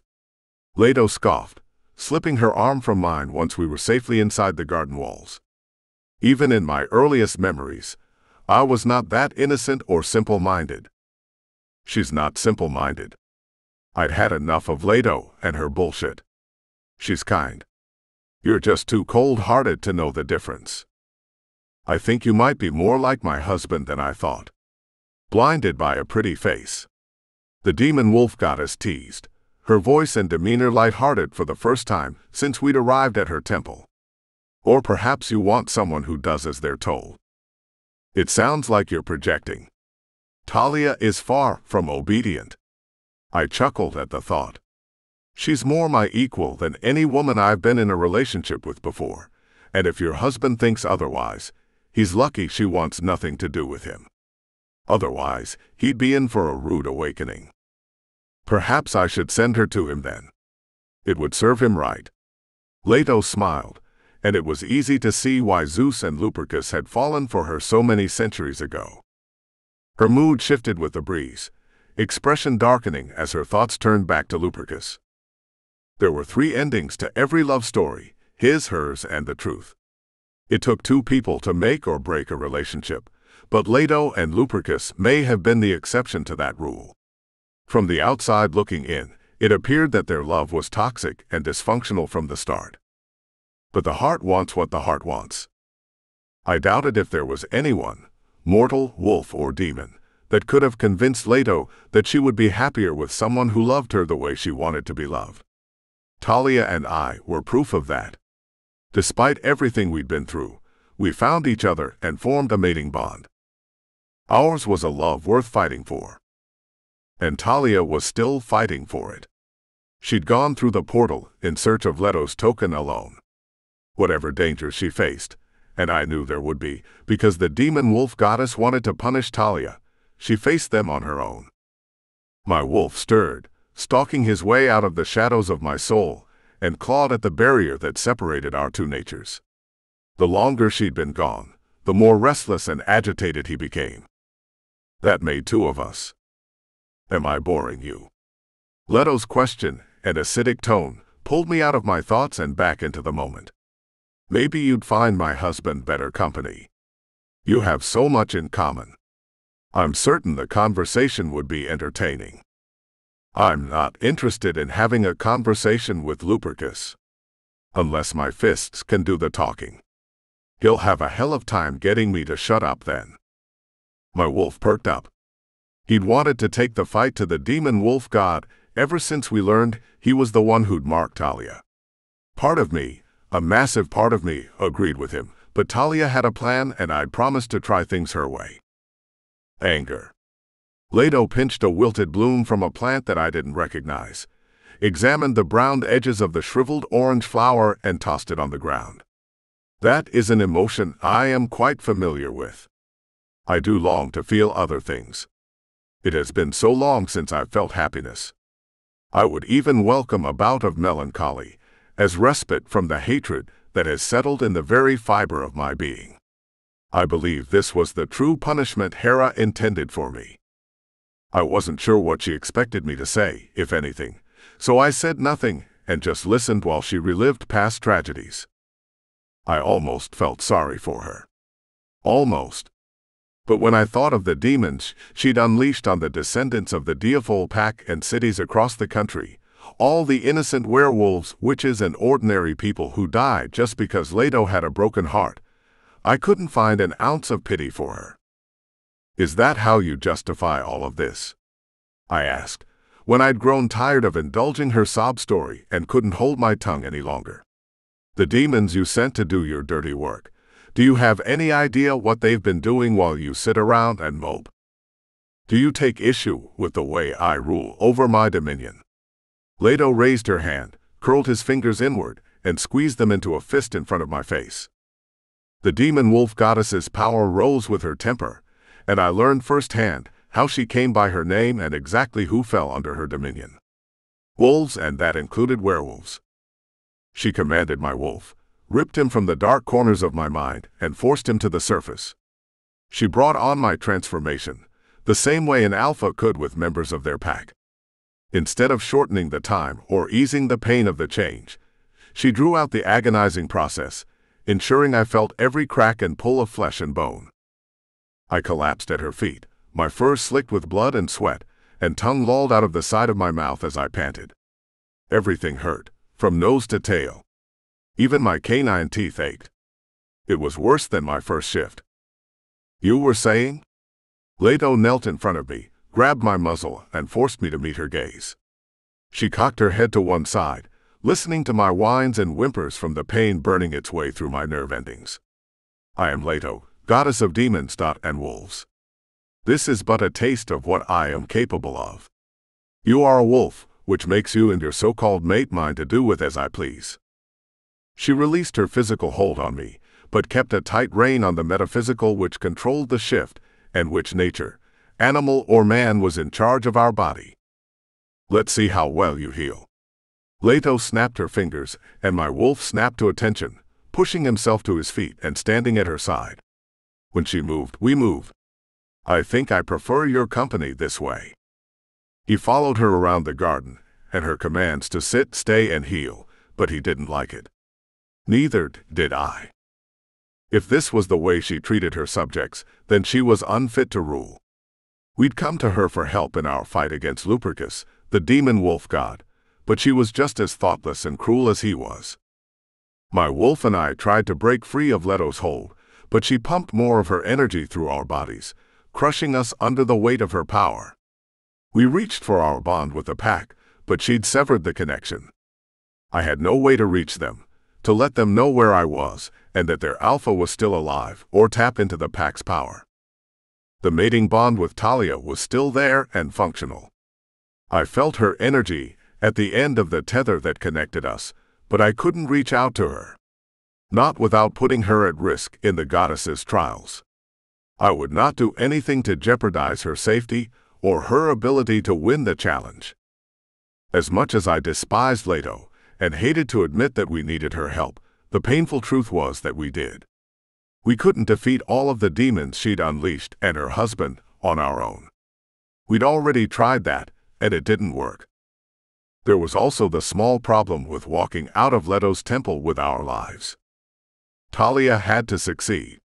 She had to find the goddess's treasure, move on to the third trial, and finish this once and for all. I wouldn't be the reason she'd failed, and neither would my wolf. We padded alongside the demon wolf goddess, winding our way down a pea-gravel path through her garden to a small orchard filled with fruit trees, berry bushes, and a beehive. All the while struggling with our alpha instincts to fight for our independence. My wolf and I were used to leading, not following. Even under my father's reign, we served in a position of authority before taking over responsibility for the pack. Obedience went against our very nature, but for Talia's sake we obeyed. I wonder how your mate is faring in Foloi. Centaurs used to roam among those oaks until man encroached on their territory and all but wiped them out. Though it has reached my ears that the last remaining herd has been growing in number. Leto reached down and ran her palm over the top of our head and scratched behind our ears, treating us like a domesticated house pet. They never were very fond of wolves. I do hope she doesn't cross paths with one. It would be a pity if something happened to her or the baby. Baby. Was Talia pregnant, or was Leto screwing with me? Talia hadn't said anything, but it could be too early in the pregnancy for her to know. It was possible she didn't realize she was pregnant. What if something happened to the baby? Talia would never forgive herself. If I knew my mate, she would sacrifice herself to protect our unborn child. I was going to be a father. A father. I could hardly believe it. I'd wanted nothing more than to make Talia my mate and start a family together. Still, I never expected that it would happen so soon, or in the middle of the nightmare we'd found ourselves in. There's never a perfect time, but this was less than ideal. What would Lupercus do if he found out that Talia had not only lost her virginity, but carried my child inside her? It was unlikely that he'd change his mind. He'd set his sights on Talia and gone through a hell of a lot of trouble to not only claim her, but bring her to his temple, wherever that was. We'd yet to find his location. Valerie was quick to give up information that led us to the goddess, but their god, not so much. At some point, they'd abandoned worshipping Leto, which may have been another point of contention between her and her husband. He received all the accolades, the love and devotion of their followers that they once shared, while she'd been left with nothing. Not even the scraps of the demon wolf's affection. I couldn't fix Leto's problems. Hell, I couldn't even fix my own without her help. The whole situation was a fucking mess. Yet somehow, against all odds, Talia and I created life.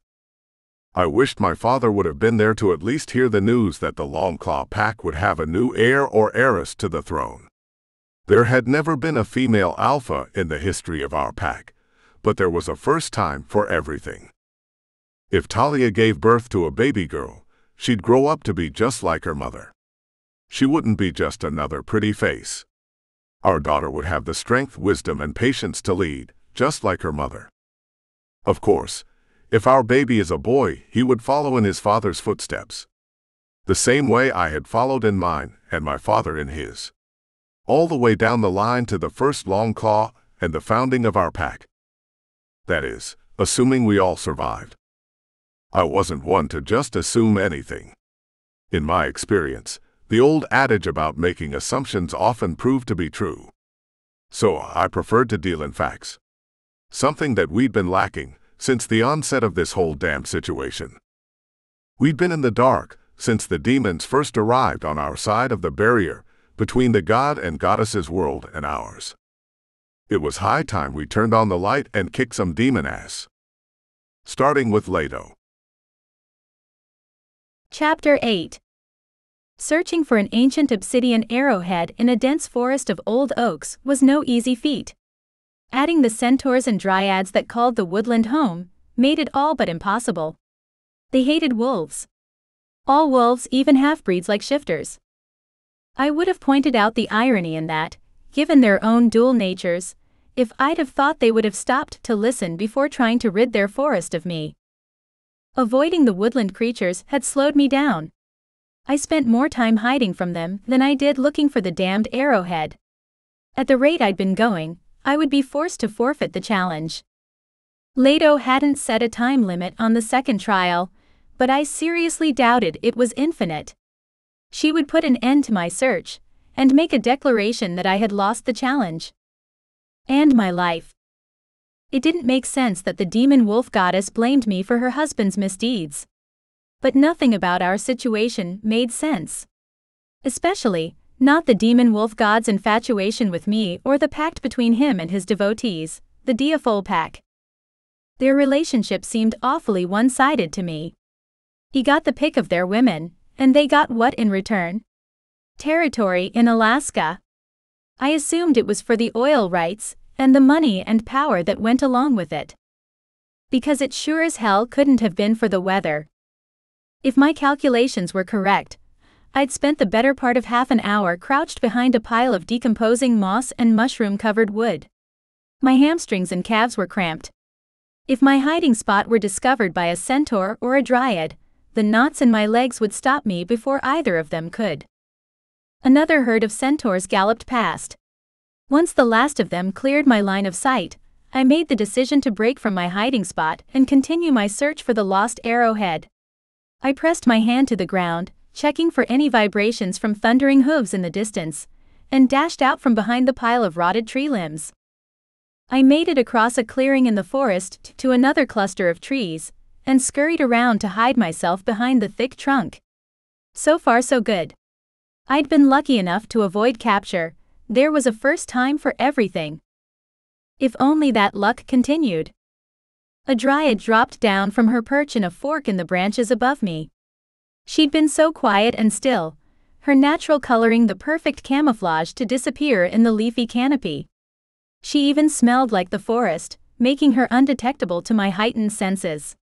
The dryad caught me off guard, and had me at a disadvantage. What business does a wolf have in Foloi? She palmed a small blade aimed for my face and prepared to throw the knife. Wolves are forbidden in this forest. Leto sent me to. The demon wolf goddess? The dryad scoffed, bitter laughter bubbling up from a place of darkness within her. Carrying Leto's banner won't win you any favors here, wolf. She's no ally of mine. At least not yet. I still needed her help, but the dryad didn't need to know that. I eased my hands up in the air, palms out in a placating gesture. Leto sent me here as part of a series of trials to prove my innocence. I have to find Artemis's obsidian arrowhead. If I don't find it, and bring it back to her temple before the challenge ends, she'll end me. Though, I'm starting to think she might have sent me here for you to do that for her. None here will do Leto's bidding. The dryad lowered her arm, and slipped the knife into a small sheath strapped to her upper thigh. If the demon wolf goddess wants to see you dead, then you may have safe passage to complete your challenge. Find Artemis's arrowhead, and leave Folios before the sun sets, or you'll be forced to stay in the forest. Forever. She hadn't said it aloud, but it was implied. More threats. More promises. No matter what I did, the threat of death loomed over me. I don't suppose you know where it is? I glanced around the forest, unsure of my surroundings or which direction to continue my search. Or maybe you could give me a general heading. You know, a clue or something. Time moved at a different pace in the mythical forest than it did back home. Rainbow sherbet hues of raspberry pink, orange and lemon yellow streaked the sky. The sun was already going down. I was almost out of time, and my trial had barely begun. The dryad crossed her arms over her chest, crushing the bright green leaves and soft pink dogwood blossoms that made up the bodice of her flowing gown, and cocked her head to one side while sizing me up. She seemed to be contemplating my question, as if she had information but wasn't sure if she should share it. A victory for you would be a substantial loss for the demon wolf goddess? The dryad mulled it over for another minute or two, after I nodded my answer. She scrunched her nose and made a face like she'd caught a pungent scent in the air, like mine. And it will keep the forest free from creatures born into her domain. The less time I spend searching for the arrowhead, the less time I spend in your forest. I clasped my hands together and clamped down on my eagerness for her help, for anyone's help. I was worried that if she realized what a boon her help would be for me, she might require something in return. My plate was full to overflowing. I couldn't heap an outstanding debt to a mythical creature on top of it. Ridding the forest of a demon wolf seemed to be the real motivating factor in her decision. Any pain and suffering she caused Leto would have been a bonus. Artemis used to hunt these woods. She and Orion spent many nights together under the stars. Before she killed him, that is. The dryad relaxed her posture and motioned for me to follow her. The arrowhead that pierced his heart is the very one you seek. She led me through the forest, weaving a path through the trees to a small glen that opened up into a larger pasture on the left side. The elders say there was nothing special about the arrows in Artemis's quiver. She was the goddess of hunting and her skill was more than enough. It turned to blackened glass when she pulled it from Orion's chest. They say she buried it here with her love for him. Here. My gaze dropped to our feet and the spot in the ankle-deep grass where we were standing. Like, literally right here or here as in this general vicinity. From the dryad's pointed glare, I surmised that I wouldn't be an X marking the spot out in the glen where Artemis had buried the arrowhead. If she had buried the arrowhead. Leto made it sound as if it had once been in her possession, and that at some point over ages she'd lost it. Of course, it seemed that the years hadn't been kind to the demon wolf goddess, and she was a touch insane. I had nothing to lose by digging in the field but time. Unfortunately for me, time was the one thing I couldn't afford to spare. For whatever reason, probably because she didn't come off as a raging, jealous lunatic, I believed the Dryad's story of the arrow more than Leto's. I closed my eyes, pictured the pasture in my mind, and focused on the arrowhead. If it were me, if I was in Artemis's shoes and it had been my arrow that had killed Galen, where would I bury it? The answer struck me like a bolt of lightning. I tilted my head back, glanced up at the pastel-colored sky, and tried my best to accurately calculate the position of Orion's constellation. When I felt confident that I reached the correct location, I went out into the pasture and ripped the grass from the ground, roots and all. I stripped down, called my wolf, and let the shift rip through me. The dig went much faster with 2 paws and a whole lot of claws. My wolf and I tore through the dirt, widening and deepening the hole until we found what we were looking for. The black arrowhead with its mirror-like surface and razor-sharp edges protruded from the bottom of the hole that I dug. I couldn't believe that I had actually found the arrowhead. It was an educated guess, but a guess nonetheless, and a huge part of me hadn't expected it to pay off. I thought I would have been digging long past sunset, until I was trapped in the forest for good. The sun is almost gone. Grab your prize and go, wolf. The Dryad seemed equally pleased. No doubt because it meant that I would not be trapped in the forest. I shoved my muzzle into the hole, and plucked the arrowhead from its hiding place, and held it in my mouth, taking care not to cut the inside of my cheeks with the sharp edges. Not bothering to waste time shifting back to my mortal form, I yipped my thanks to the Dryad and ran off the field, back the way we came through the woods to the portal that Leto had created. The arrowhead worked as a key and activated the portal, opening it wide enough for me to pass through. My wolf struggled with the magic working to transport us from one place to another. It felt wild and dangerous to her and unknown. We fought the urge to run the opposite direction of the pull of Leto's portal, and popped back out inside the throne room of her temple. I padded across the marble floor, up the dais steps to the base of the throne, and spat the arrowhead out at Leto's feet. Galen darted across the dais from his position seated on the floor in front of the demon wolf goddess, and nudged me with his muzzle. He licked my face before walking a circle around me and examined me for wounds. I felt his relief through our mating bond when he'd completed his once-over and confirmed for himself that I was okay. I was so worried. Galen's emotions, all the anxiety and fear he felt of my well-being combined with the love he felt for me, blew the bond wide open. The force of it all overwhelmed me and knocked me back a step, but I welcomed the emotional onslaught. I'm happy to see you too. I licked his muzzle and nuzzled against his neck, burrowing into his fur and drawing in his scent. We curled up beside each other, spooning my back to his front at the bottom of the stairs, and waited for Leto's confirmation that I had found the arrowhead and completed the trial. I tamped down the fear and distrust of anyone outside the Longclaw pack, and listened as Leto retold the story of her son's betrayal of his sister, tricking her into killing her lover. The demon wolf goddess's version was similar to the Dryad's, if not a little sadder. Whatever she felt for the gods who wronged her, for her husband or the wolves under her domain, she loved her children. Her gratitude to have the arrowhead felt genuine. It was hard to reconcile a loving mother with the woman peering down at us. She hadn't exactly given off motherly vibes. Still, I hoped against hope that she would extend her appreciation by canceling the next trial. Those hopes were dashed when Leto ordered that I be prepared for the third and final challenge at sunrise. Her acolytes came in with wood for a small fire, bundles of freshly cut herbs that I wasn't able to identify, and a black metal tea kettle.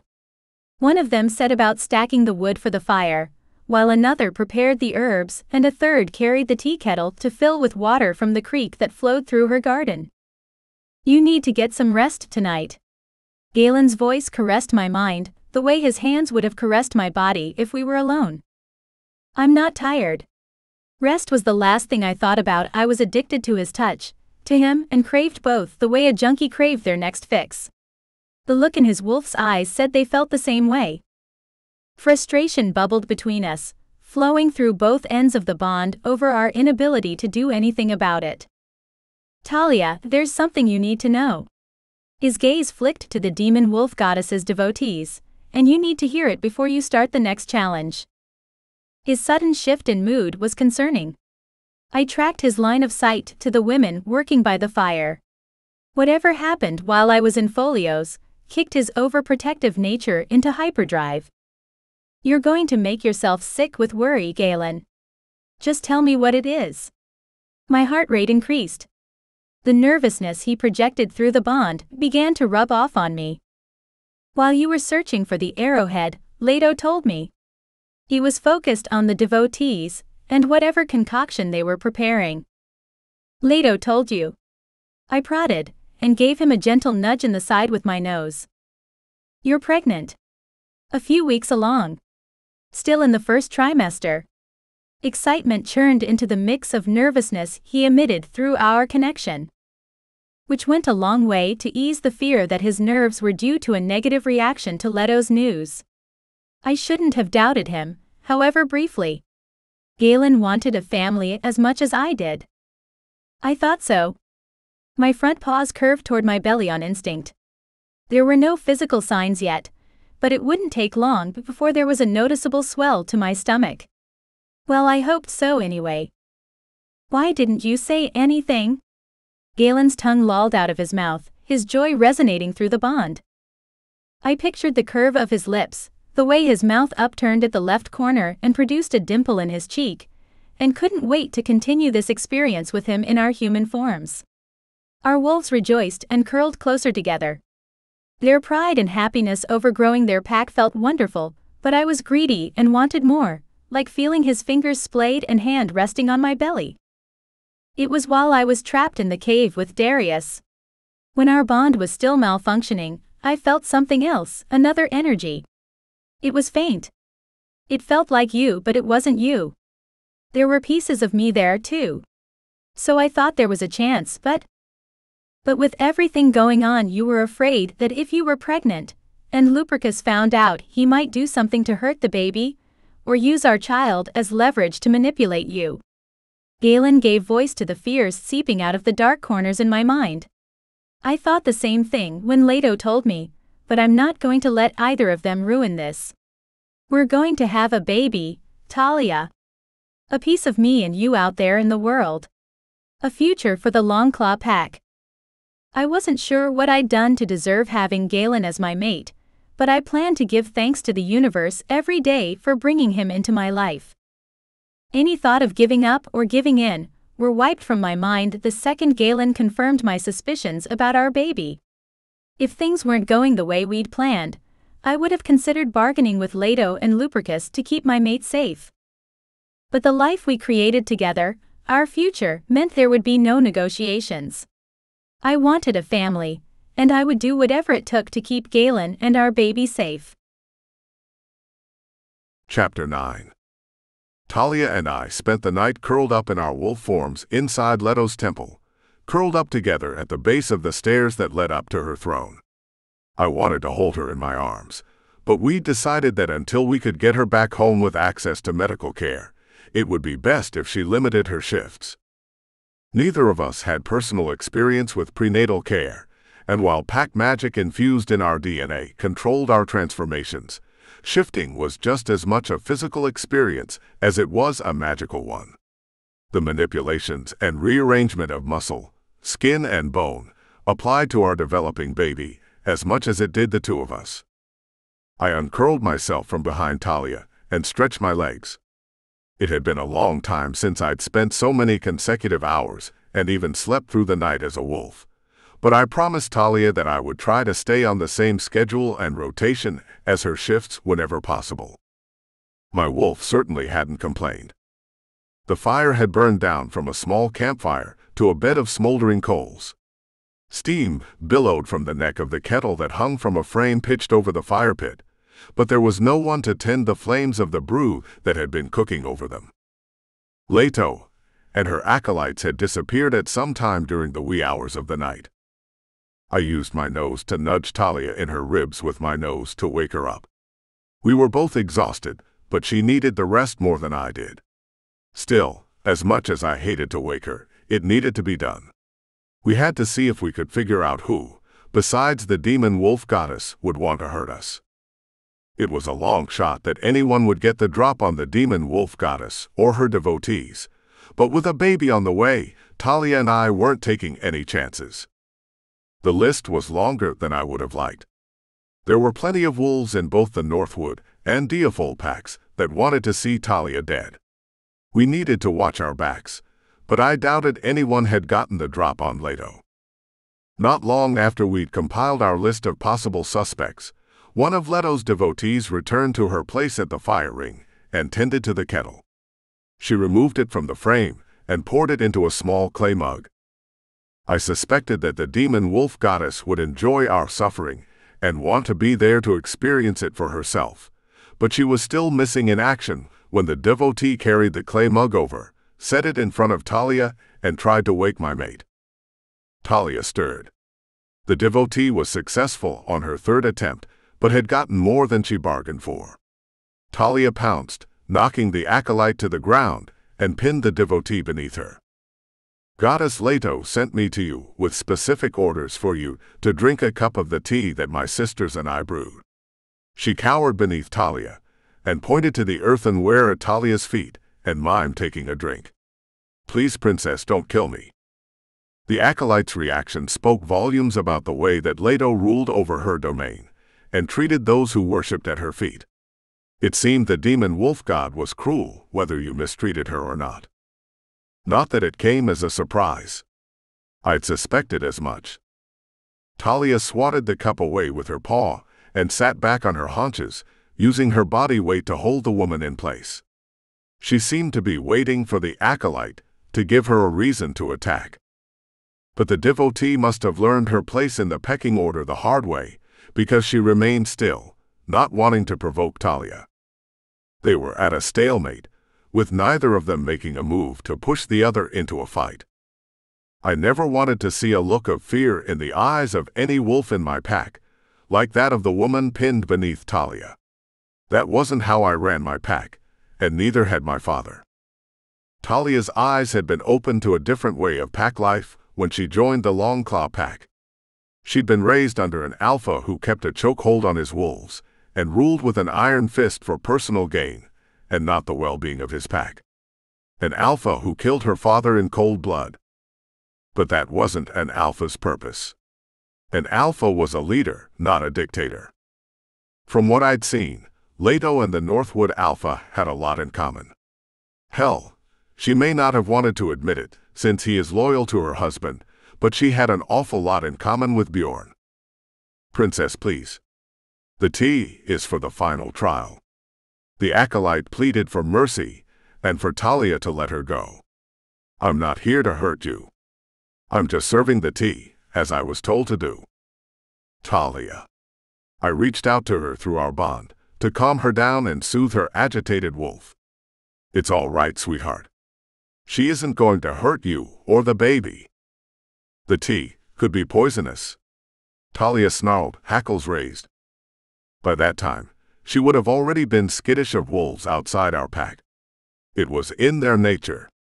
Something ingrained in a mother's DNA. Talia and her wolf would do whatever they felt necessary to keep themselves and our unborn child safe. Leto glided into the room. The lightweight fabric of her flowy gown swept the marble floor tiles behind her. She clasped her hands together and slowly clapped as she crossed the throne room. I dare say the two of you would make wonderful guard dogs. She stopped clapping, gripped the hem of her dress, and hiked it up above her leather sandals as she made her way up the steps to her throne. Like Remus and Romulus. Refuse the third trial, nymph. I won't kill you.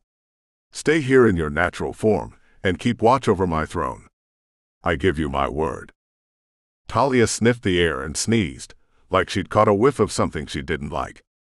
It was the closest thing to an answer that the goddess was going to get. I suppose that is a no.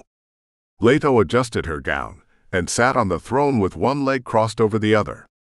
She leaned back with a dramatic sigh, as if she had grown bored of Talia and the trials. "Then drink the tea, princess, and let's get this over with." The goddess snapped her fingers, and the acolyte bucked Talia off and scrambled to her feet. She scooped the clay cup off the floor and rushed to the kettle to refill it with the steaming liquid. "You may want to shift back to your lesser form for this trial." Leto sighed and stretched her arms above her head, letting them fall dramatically back down at her sides. "Your greatest strength will be your weakness in this challenge." Talia shifted her gaze from Leto to me, asking for guidance through our bond. She wanted to hear my thoughts before making her decision. Not to stay as wolves in Leto's court. She didn't need to ask how I felt about that, but in trusting Leto's advice about the last challenge. If our places were reversed, would I have taken the demon wolf goddess's suggestion to change back to a human for the last trial?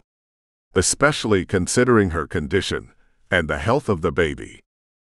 Talia's wolf retreated when I gave her my answer.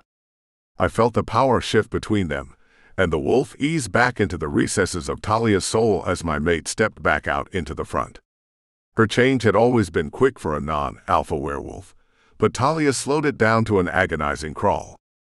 I stayed with her, connected through our bond, and felt every joint point, bone shift, muscle stretch, as her body realigned and reformed itself into a human woman. It was only a fraction of the pain Talia experienced during the shift, but she wanted to be sure the transformation wouldn't damage our baby, and I wanted to be there with her. I planned to experience as much of this pregnancy as I could with her, sharing the highs and lows, easing her pain when I could, through our bond.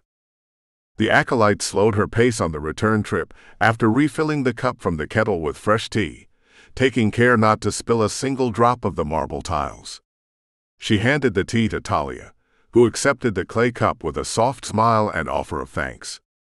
"Drink it all, down to the last drop." Leto rested her elbows on her knees and propped her head in her hands. Her posture was casual, almost aloof, but I caught the flicker of interest in her eye.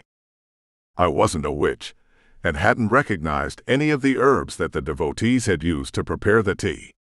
I thought I smelled licorice or anise while they steeped the brew, but I couldn't be sure.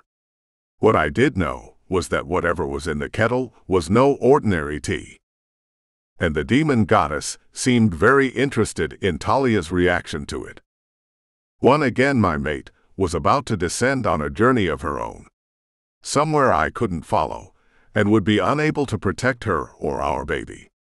I had to put my trust in Talia to keep herself and our child safe. And I had every confidence that she would.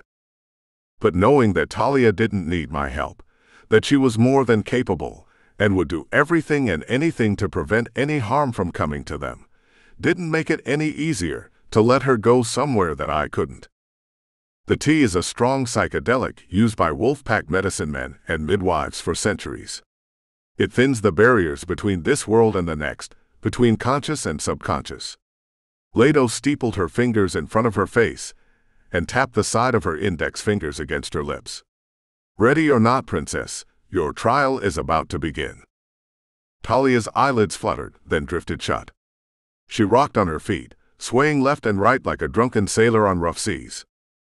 Leto eased back into her throne, draped her legs over the side of the chair and snapped her fingers. 3 acolytes rushed across the room in response to her summons. I'd assumed they were there, at her beck and call, to answer to her every whim. But the women moved over to Talia, one on each side and the third at her back, and eased her down onto the floor. The courtesy caught me off guard. Perhaps there was a sliver of Leto's humanity left, and she wasn't entirely irredeemable.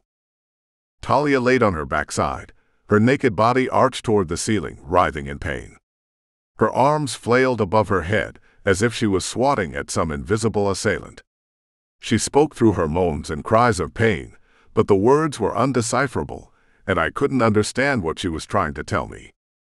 It was unbearable to watch Talia suffer without any way for me to stop it, or at the very least, console her, but I forced myself not to look away.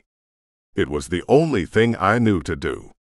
I couldn't fix it, couldn't take her pain and make it mine so that she never had to feel any of it, but I could stand witness for her. Talia groaned, grimaced, and clenched her teeth. A sheen of sweat coated her skin, but she was racked with chills. She curled into the fetal position, tucking her knees into her chest, and wrapped her arms around her legs. I reached out through the bond, but our connection was muddied by all of the emotional energy she pushed through the tie that bound us together. It felt like wading chest-deep against the current in a storm surge. Whenever I gained an inch, moving closer to the center of our bond and reaching Talia, I was pushed back by another wave of her emotions. "You can't help her," a soft feminine voice whispered in my ear. "There's nothing you can do for her. She's in so much pain and you're helpless, you stop it." Another voice came from behind me, but I refused to pull my gaze from Talia and turn around. "The princess will blame you for this. Everything that is happening to her right now is because of you. If it wasn't for you, she would have given up, given in. She wouldn't be suffering right now. She's only doing this for you. Not because she wants to, but because she thinks you want her to." A third voice whispered on my left. They seemed to be reading my mind, giving voice to the dark thoughts tormenting me. They wanted me to break, to look away, to leave Talia. That was Leto's backup plan.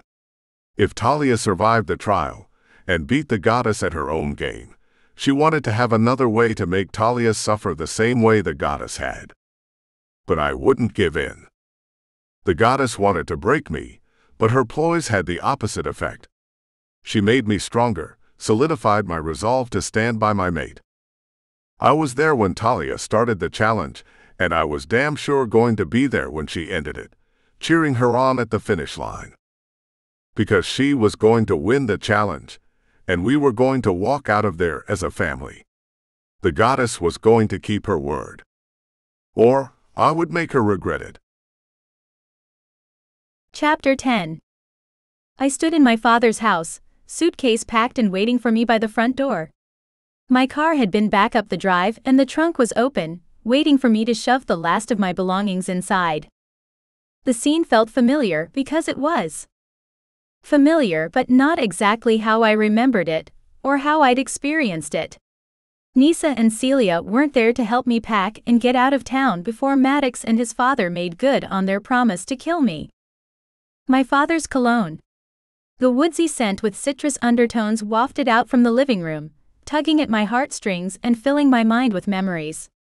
Especially the time I saw him, witnessing his execution. "Talia, is that you?" His raspy voice was music to my ears. My legs threatened to give out on me, buckling at my knees. I grabbed the door jamb for support and kept myself upright. "Daddy?" My voice was soft, barely a whisper, but I knew he heard me. "What are you doing here?" The arms of his favorite chair creaked under his weight as he pushed himself up. I didn't need to be in the same room with him to know that's what made those sounds. I'd seen him get in and out of that old recliner too many times to count. It had been my father and I in that old house my entire life. I knew every creak, every crack the house made and my father's schedule by heart. I pried my fingers from the door jamb and turned toward the sound of his voice. I couldn't believe I'd been granted another chance to see my father, or that Leto had been the one to provide it. Part of me wanted to know how Leto had managed to resurrect my father. The other part didn't care, and didn't want to look at the magic too hard, or ask too many questions for fear the spell would unravel and I'd lose him all over again. "Didn't I tell you to pack your shit and go? Why are you still hanging around here, huh? You know if Maddox and his father see you here, I'm a dead man." My father stumbled into the small foyer, reeking of cheap beer and stale cigars. It had been a long time since I'd seen him this way. He'd gone on a few benders when I was little. He'd come home from the bar drunk and mean, saying hateful things, but he never hit me, and he always apologized in the morning. It didn't make it right, but my father was a broken man after Mother died. He did the best he could, and I loved him. "Daddy, they didn't come here looking for me. They came for you after the raid on the Longclaw Pack. Something happened, and things didn't go according to plan." I summarized the events that lead up to his death, hoping it would jog his memory, but he continued to lay the blame for his death at my feet. And my mother's. I never should have brought her home. Things would have been different if I didn't marry her. He'd said that before, and to some extent I think he meant it. But never where I was concerned. His regret was never about me. It was the pain he suffered after she was gone. Your mother ruined everything. Even her daughter. Look at you demons. The both of you. Tainted from the start, and you both left an evil mark on me and my life. Ruined everything. This wasn't my father. It couldn't be. He'd placed my mother on a pedestal the moment he met her. Dad. I inched my way across the foyer, closing the distance between us. I love you and I miss you so much. I pulled him into a hug, wrapping my arms around him one last time. Something I'd wanted to do a million times since he was murdered by my former alpha. But he didn't hug me back. He just spewed the same venomous, hateful words over and over again, blaming me for his death and the death of my mother. The last one all but broke me. When I was a little girl, all my birthday wishes had been the same. I wanted my mother to be with me and my dad. She would still be alive if it wasn't for you. Everyone dies around you, Talia. The cost of loving you is a high price to pay, and it's not worth it. I'd trade 1,000 of you, on the exotic animal trader market, for one of her. I grabbed the doorknob, turned and yanked it open, stumbling out of my childhood home and into the streets I used to run when I was a teenager. The same streets where I'd met and fallen in love with Maddox. Where he was waiting for me, like he had every day before school. Talia? Maddox pulled his long hair back in a low ponytail, twisting it into a knot at the nape of his neck. He wore the same letterman's jacket from high school, but there were fine lines around the corners of his mouth and eyes that aged him beyond his senior year. I rushed out to the street to meet him. I needed to be held, to have my mate's arms around me, holding me tight and telling me everything was going to be okay. Maddox filled that role for years, and while my heart wanted Galen, my memory brought me back here. Whoa, what are you doing? Maddox thrust his hand on, pressing the flat of his palm against the center of my chest, and held me at arm's length. In what world would the son of an alpha go out with a broke-ass bitch like you?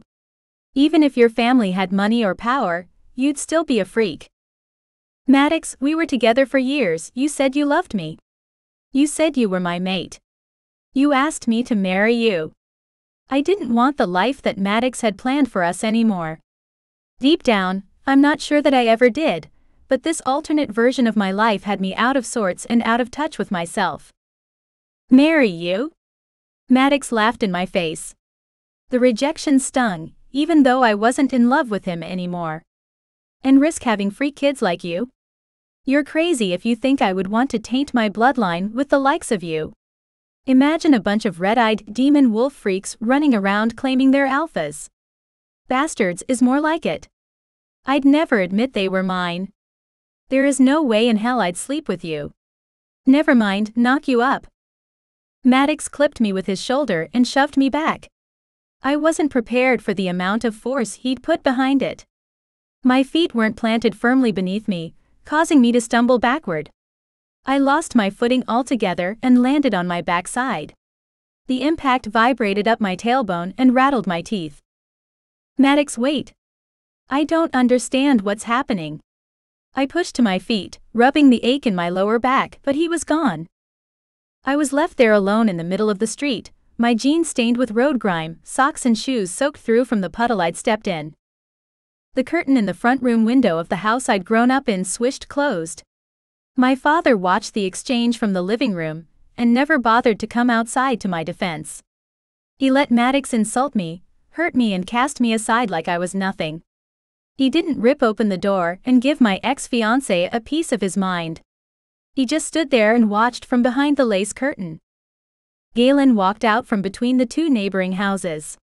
He didn't rush to my side the way he normally did, but moved at a slow, calculated pace until he stood in front of me. Less than an inch apart. The warmth of his breath settled across my face, and I took comfort in his proximity. I'd missed him, but it didn't seem the feeling was mutual. He didn't say anything or reach for me in any way, he just stood there, staring at me like I was the freak that Maddox said I was. I reached for Galen through the bond, but it wasn't there. No, that wasn't exactly true. The bond was still there, but it wasn't accessible to me. It had been blocked off from Galen's side. Completely shut down. Galen had closed himself off to me. Do you know how many of my pack died because of you? How many witches? His hands trembled as he curled them into fists at his sides. My father. All of them died because of you. My father, Talia. He screamed the last. His spittle landed on my chin and cheek. Galen pressed his forehead to mine, pushing bone against bone until I backed away from him. I didn't mean for any of this to happen. I didn't ask for this. I reached for him to touch his face, cupping his cheek with my hand the way I'd done 1,000 times since we fell in love. Well, it happened anyway. Because of you. Galen smacked my hand away. You're expelled from the Longclaw Pack. I revoke your membership and reject our bond. Galen, you don't mean that. I grabbed a hold of his shirt and tried to pull him into my arms. Please, I love you and you love me. We're going to have a baby together, start a family. Please, please don't do this. I had a family. The greatest man, the greatest alpha I'd ever known, and I buried him because of you and the demon wolves. The anger in Galen's eyes shattered my heart into 1,000,000 pieces. They're your real family, Bone Princess. Why don't you go home, beg Bjorn's forgiveness and rejoin the pack you should have been born into? His words felt like a slap to the face. Turning his back on me felt like a sucker punch to the solar plexus. But the worst part was, everything that my father, Maddox and Galen had said I'd heard before. Their words mirrored my darkest thoughts. The worst of what they said barely scratched the surface of what I'd thought about myself. I didn't deserve Galen or a family. Everything and everyone that I came into contact with was ruined. Even Maddox had been sweet and loving when we started dating, but the longer we were together the more things changed. Until he and his father kicked me out of the Northwood Pack. I lost a father, and so did Galen. The blame for both of those deaths could be laid at my feet. Galen was right. I should have stayed with the Deafol Pack, joined the Bone Clan and accepted my place among them. The demon wolf god was the only one who wanted me, despite the fact that I wanted nothing to do with him. Should I have let him love me? Would that have washed the blood from my hands and saved countless lives? Was it my rejection of Lupercus that caused all of this? Would Max still be alive? And what about my father? Would the Northwood Pack have still killed him? I carried the weight of those questions in my mind, while I searched for the exit of the nightmare that I seemed to be trapped in. I walked around the perimeter, testing the boundaries for weak spots or a way out, but couldn't find anything. There was nothing left but me and my self-loathing. My childhood home was gone. Dead grass and patches of dirt and the outline of the house's foundation were all that remained. The only evidence that part of my life had actually happened. Would the world have been better off if I'd never existed? Is that what the point of this challenge was? To show me how many lives I'd ruined just by being here? Leto would have agreed with Galen, Maddox and my father. That I was the cause of all their problems. She certainly thought I was the cause of all of her problems. I kept walking, staying to the perimeter, so that I didn't get lost within the alternate plane of existence. There was nothing. No buildings. No houses. No people. Just me. And my thoughts. I worked my way back to the spot where my father's house once stood, and curled up on a patch of grass where my room would have been.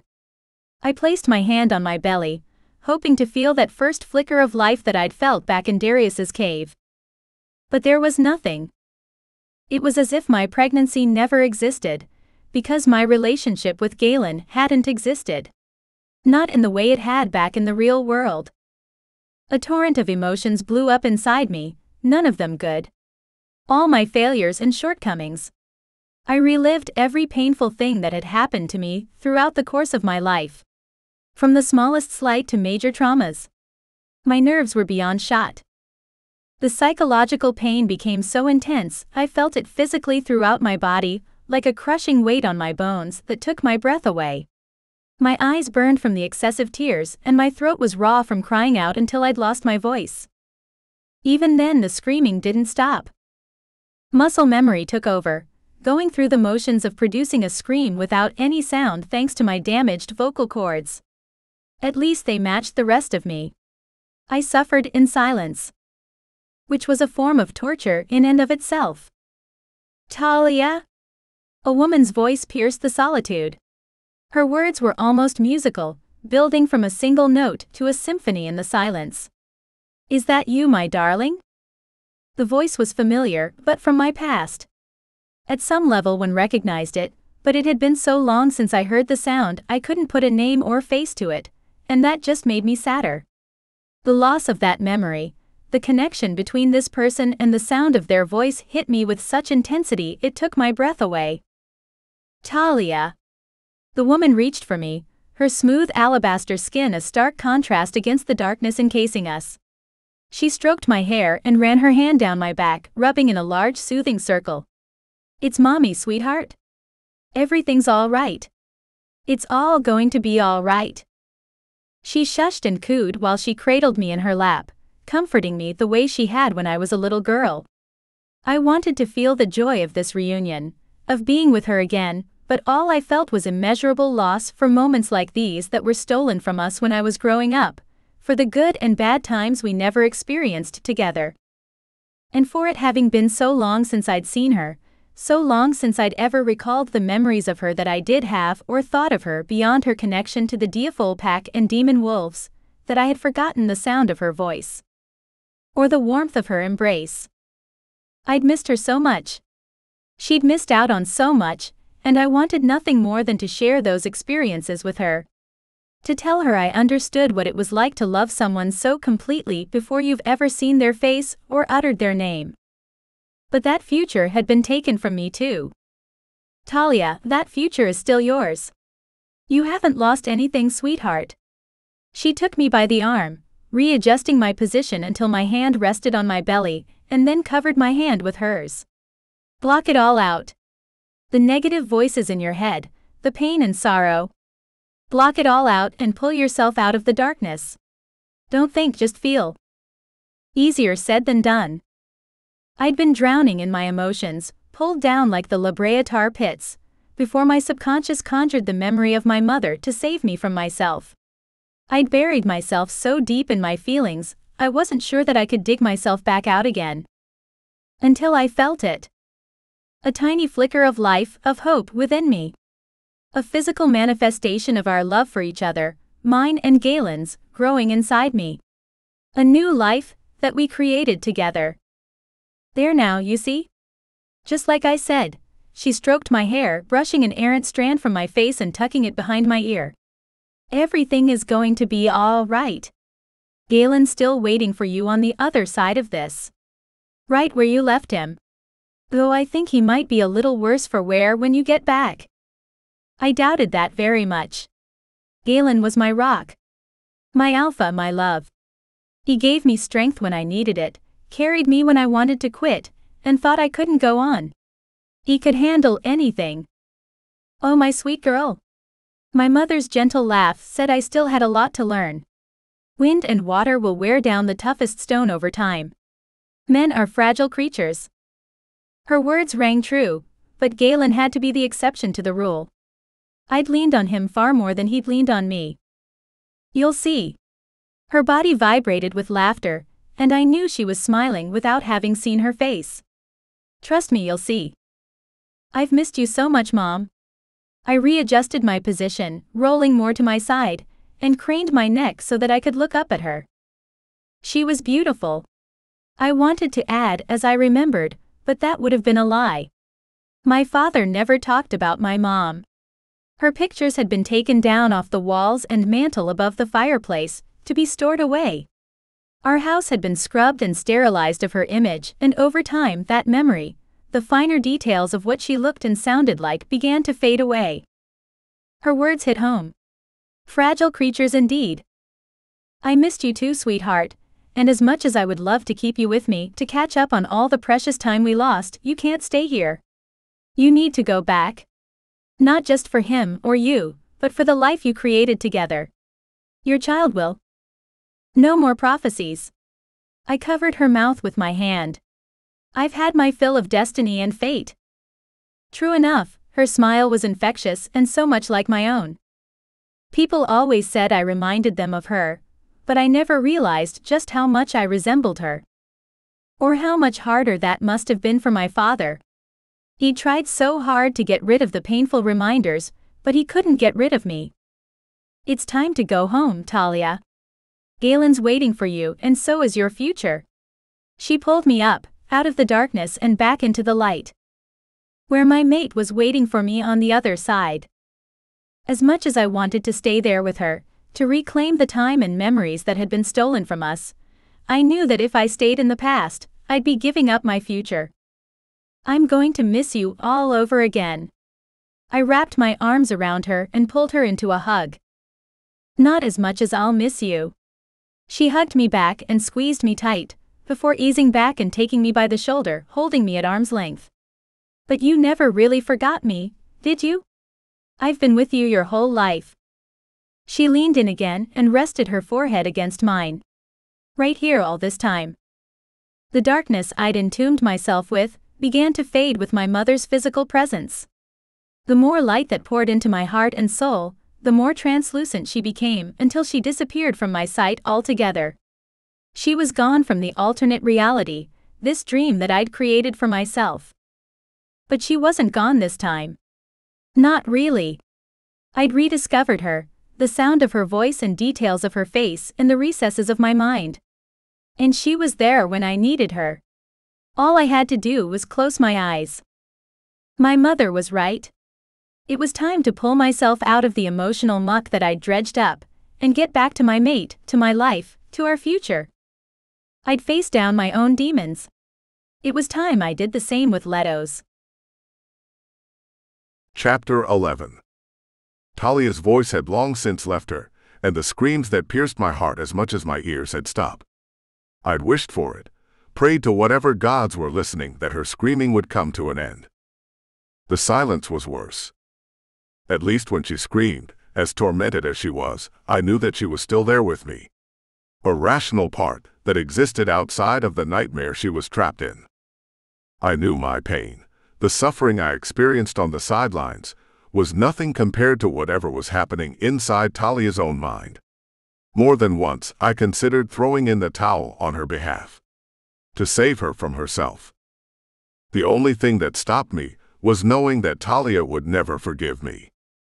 Talia seized, followed by a series of small muscle tremors that worked their way across her body, and then she went rigid, bored stiff with her limbs pinned at her sides. I rushed over and cradled her frozen body in my arms as best I could.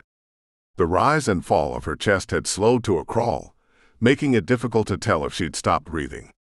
I dipped my head and leaned in with my face close to hers, and waited for the inhale and exhale of breath. My heart beat out of my chest, increasing in pace, until I thought it might burst from my chest. Watching her suffer that way had been the most difficult thing I'd ever had to do. There wasn't a clock in the temple, but I didn't need one to know how long it had been since Talia drank the tea and disappeared into herself. I'd counted down the minutes and hours until she woke up. 3 hours, 14 minutes and 27 seconds passed from the time Talia closed her eyes until I saw the first twitch and flutter of her eyelids, and my heart started beating again. Talia, can you hear me? I brushed the back of my hand over her cheeks, caressing her skin. Take a deep breath, baby. You're okay. Everything's going to be okay. I'm right here. Galen. She blinked those wide sapphire blue eyes at me, confusion swirling behind the glisten of formed tears.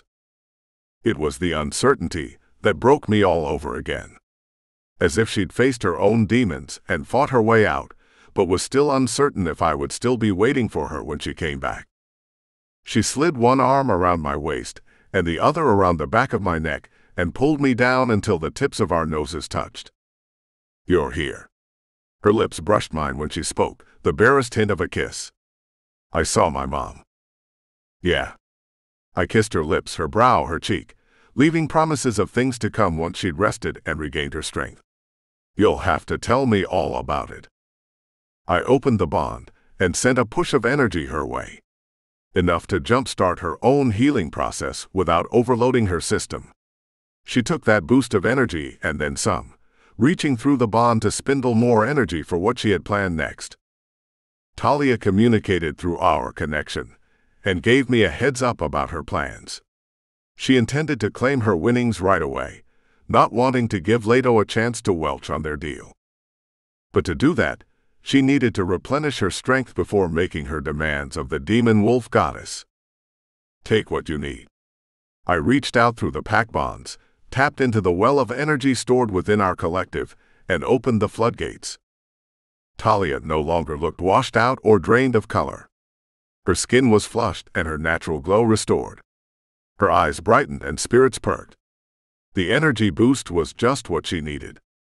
If I hadn't witnessed it myself, I never would have believed she'd run a gauntlet of physical and mental trials back to back the way she had. I met the challenges you set before me and completed all 3 of your trials, Leto. Talia pushed to her feet, brushed herself off, and moved to the center of the room. We made a deal, and I've kept up my end. Are you going to keep yours? She didn't bow, kneel, or curtsy before the demon wolf goddess, choosing to stand at her full height with her head held high as if she was Leto's equal. In my eyes she was. Talia was a warrior, a goddess, my mate, and the mother of my child. No woman, demon wolf goddess or otherwise, could hold a candle to her. Are you insinuating that I would not uphold the terms of our agreement? Leto met our skeptical gazes with a knowing smile. Your suspicion has been hard-earned, but I assure you my word is bond. You bested my warrior, returned from conquest with Artemis's arrowhead, defeated your inner demons, and were victorious in the 3rd trial. Your heart is true, and so are your words. Thank you, goddess. Talia dipped her head, tucking her chin against her chest, and bowed at her waist. Galen and I are grateful for your help getting rid of the demons, but I would appreciate getting rid of these marks first. Talia made a graceful transition from bowing to standing at her full height. She pointed to the marks made by Lupercus, the demon wolf god, on her skin. I know you are eager to remove my husband's claim on you, and nothing would give me greater pleasure than removing Lupercus's mark from your body, but it requires a moon ritual. Leto rose from her throne and glided down the dais stairs, crossing the room to a pedestal in the upper left corner. She ran the tip of her index finger across her tongue and flipped through the pages of the old leather-bound tome. Here it is. The ceremony is simple enough, and there will be plenty of moonlight as the spell requires. My priestesses will gather the necessary supplies and make the preparations. She ran her hand down the center of the book, applying pressure to encourage the book to remain open. As for the demons, eradicating them will not be as simple. You mean they don't listen to you? I asked, baffled by the revelation. I'd assumed they were under her control and unable to refuse her. But you sent them. So wouldn't you just call them back or something? I'd hoped we hadn't traveled all the way to Alaska, survived the demon wolf pack, Darius's betrayals, not to mention the challenges Talia had to face on her own, for nothing. We'd put all our eggs into one basket. It was too late to change course and try something else. If Leto couldn't help us, the world as we knew it was over. I am not the only supreme being that they listen to. I could stop them, and you could return to your home, only to find that the demons had been given a new directive and done the same. She ran her finger over the ancient text, mouthing the words as she read the ceremonial words to herself. Lupercus could and would unravel my spells, making all of this for naught. Leto unfastened the silk sash draped over her shoulder and offered it to Talia, who then wrapped it around herself and tucked it in at the end like a beach towel. I definitely didn't go through all of this just to have the demon wolf god come in and claim victory at the end. Whatever we do, it needs to be Lupercus proof. Talia checked the sash where she'd tucked it in, making sure it wouldn't unravel. What do we need to do? I'll do whatever it takes. I put emphasis on the word. Talia had done more than her share of the heavy lifting. She didn't need to do any more. I was more than willing to step in and step up. I appreciate, as I'm sure your mate does as well, your willingness to make an offering on her behalf. But once again, Alpha, the sacrifice isn't yours to make. Leto rested a firm hand on my shoulder. She seemed to be aiming for a comforting gesture, but landed hard on menacing instead. Revoking demons requires demon blood. Demon wolf blood, specifically. The demon wolf goddess pulled a blade from the folds of her skirt, grabbed Talia's hand, and ran the edge across her palm before either of us knew what happened. Once upon a time, demon wolves used to herd the demon hordes for us, driving them back behind the barriers between worlds. Why did they stop? Talia seemed interested in what the goddess had to say about the history of the demon wolf clans. Not that I blamed her. Neither of us had heard this particular story before. Times change. So do beliefs. The demon wolf goddess produced a small silver chalice to collect Talia's blood and a piece of gauze to bind the wound once she finished. This should do it. The bowl was near to overflowing by the time Leto wrapped the gauze around Talia's hand. I hoped Leto had collected enough, because there was no way Talia could donate any more. She'd gone white as a sheet and swayed side to side on her feet. Can you shift? I rested a hand on each of her shoulders and steadied her. When Talia's knees wobbled, I scooped her up in my arms and cradled her against my chest. Maybe you should rest for a few minutes and then shift. We're trying to limit my shifts, remember? Until we get home and talk to the midwife. Talia had been such a badass, fighting her way out of the Diafold pack, Darius and Leto's challenges, that I almost forgot what a fragile state she was in. We'd agreed that, until we'd met with the Longclaw midwife and determined how the transformations would affect the baby's development, that Talia would only shift when necessary. Minor blood loss and exhaustion wasn't anything that couldn't be cured with a good meal, a lot of water, and a long nap. She could do all of those things in her human form. I'll send one of my priestesses to check on you. Alita will escort you to my chambers. You can rest there until the preparations for tonight's ritual are complete. Leto motioned for Alita to come forward, repeating her instructions for the captain of her guard. As you command, my goddess. Alita rested her hand on the pommel of her sword and guided the sheathed blade behind her as she dropped into a low bow, where she remained until Leto dismissed her. Follow me. The leader of the Shield Maidens escorted us across the throne room to the rear exit at the back of the temple. There was a matching set of stairs to the one at the main temple entrance, but these didn't lead to the market or village below, but to a small villa nestled between an olive grove and a lemon orchard with views overlooking the cliffs and a vast ocean. You fought well today, princess. Alita ushered us inside the goddess's villa and into a spacious living room. One of the acolytes will be here shortly with fresh food, water, and a change of clothes for the both of you. Please, enjoy the goddess's hospitality. It felt like there was an unspoken while it lasts, hanging in the air between us. Still, Talia needed rest and recuperation, and I was grateful for the use of the goddess's villa while we waited for the temple priestesses to finish their preparations. Alita. Talia called after the leader of the Shield Maidens, stopping her before she left the villa and returned to her guard duties at the temple. You are a true warrior. I could learn a lot from you and your Shield Maidens. Perhaps one day we will have the honor of teaching you. The hard lines of Alita's face softened. It was as close to a smile as I'd seen from the captain of the guard. She nodded her goodbyes to both of us and took her leave. The villa was an open floor plan, with each room spilling into the other. Oversized pillows and cushions encased with silk in rich warm reds and burnt oranges were scattered about the villa in place of chairs or couches. It felt lush and decadent, yet completely casual. The living room opened up to an outdoor patio, with a fire pit and an infinity pool that had a built-in jacuzzi. What do you think? Inside or out? I would have chosen the patio, but I left it up to Talia. So many choices had been taken away from her that even something as simple as where we sat probably felt like a big decision. I wanted her to have some semblance of control over her life, even if it was just choosing between a living room and a patio.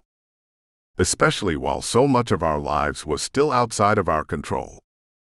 I know it's warmer here than Alaska, so it's probably not necessary, but I would love to be outside and just curl up by the fire. Maybe watch the sunset. Talia cupped my face in her hands and claimed my mouth with a kiss. I returned the kiss, but didn't deepen it, waiting for Talia to make the next move.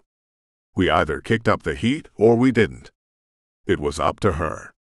I was happy to have her in my arms, whether I was comforting her or making love to her. Either way, we were together, and that was all that mattered to me. I should be okay to walk on my own. Talia kissed my forehead, my cheek, and nipped at my lips one more time before I set her down. She took her time getting out to the patio, but she kept her footing while I hovered behind her ready to catch her if she fell. I busied myself arranging logs in the fire pit, while Talia arranged the cushions and stacked a few pillows. Before long we were nestled up by a cozy fire with a platter of sliced breads, dried meats, fruits, nuts and cheeses, and a carafe of cool mineral water. It was a complete 360 from where we'd been when we first arrived, and even more so from the reception we'd received from the DFO pack. Say what you want about her, and I know there's a lot to say, Talia said with a heart-filled laugh. But the goddess has good taste. Good taste in cheese, maybe. I teased. But her taste in husbands. It was a good thing Talia's seat was already on the floor, or she would have fallen off the cushion when she doubled over with laughter. Her good mood and boisterous laughs were contagious. We joked around, cracking each other up with dad jokes and cheesy punchlines until our sides hurt and we had tears in our eyes. The stitch in my side was a welcomed pain, especially compared to the injuries we'd sustained over the previous weeks. It was good to see her lit up with a genuine smile, to hear her laughter fill the quiet of the early evening. I caught a glimpse of our future together, filled with so much joy. You couldn't have one without the other. We knew that better than most. But there would always be laughter, even through the tears. And love. So much love. We talked for hours about everything. All the conversations we hadn't had time to have while we ran from one catastrophe or crisis to the next. No topic was off limits. We memorized each other's favorite foods, colors, and songs. And favorite baby names. She sat by the fire, basking in its light and warmth, making lists of names, one for a girl and one for a boy, while I fell in love with her all over again. The sun was well below the horizon, making way for the moon and stars. Leto and her priestesses should have had everything prepared for the ritual to remove Lupercus's marks from Talia. She was so close to being free of his claim on her. The nightmare was almost over. Almost. Chapter 12. I could have stayed on the patio by the fire, talking with Galen forever. If not for the ceremony to remove the demon wolf god's marks on my body and claim on my soul, I might have. It felt like an eternity since my heart felt that light, and was as close to heaven as I'd ever been. And I had a lifetime of nights like that ahead of me. All the more reason to return to the temple and perform Leto's ritual to free my body and soul from Lupercus. The demon wolf goddess was almost ready. She sent an acolyte down to the villa with specific instructions on how to prepare for the ritual before arriving at the temple, and ceremonial midnight blue robes made of the finest silk, one for each of us. The acolyte set the robes aside, and retrieved a handful of incense cones from a leather pouch fastened to the rope belt around her waist. She asked us to remove our clothes while she set the incense in a glass dish, lit them on fire, blowing them out when the tips turned cherry red. The goddess's devotee held her face close to the dish, blowing on the incense until a strong plume of smoke wafted up from the cones. She walked around each of us in a counterclockwise circle and then retraced her steps, raising and lowering the incense as she went until our bodies were covered in the cloying scent of cloves and orange blossoms. Galen and I covered ourselves with the robes and followed the acolyte up to the temple, where the goddess and her priestesses waited for us. Her throne had been removed and a long table took its place. Wrought iron standing candelabras that held 4 white taper candles were placed around the room, casting a soft, soothing glow against the cold marble used to construct her temple. Talia Saletti, child of the Diafol wolves, princess of the Bone clan, have you come to seek the help of Leto, goddess of the demon wolves, of your own accord? A priestess dressed in an emerald green robe opened her arms in a sweeping gesture, then motioned for me to come forward and join the goddess at the table. A satin runner in a shade of green similar to the priestess's robes was laid out over the tabletop, and adorned with wolf idols carved from wood and stone. More pillar candles, clustered in groups of 3, were placed on the middle and ends of the table. The priestess nudged me forward and gave 2 quick nods, encouraging me to answer the question she posed about my intentions for being in the temple and performing the ceremony. I do.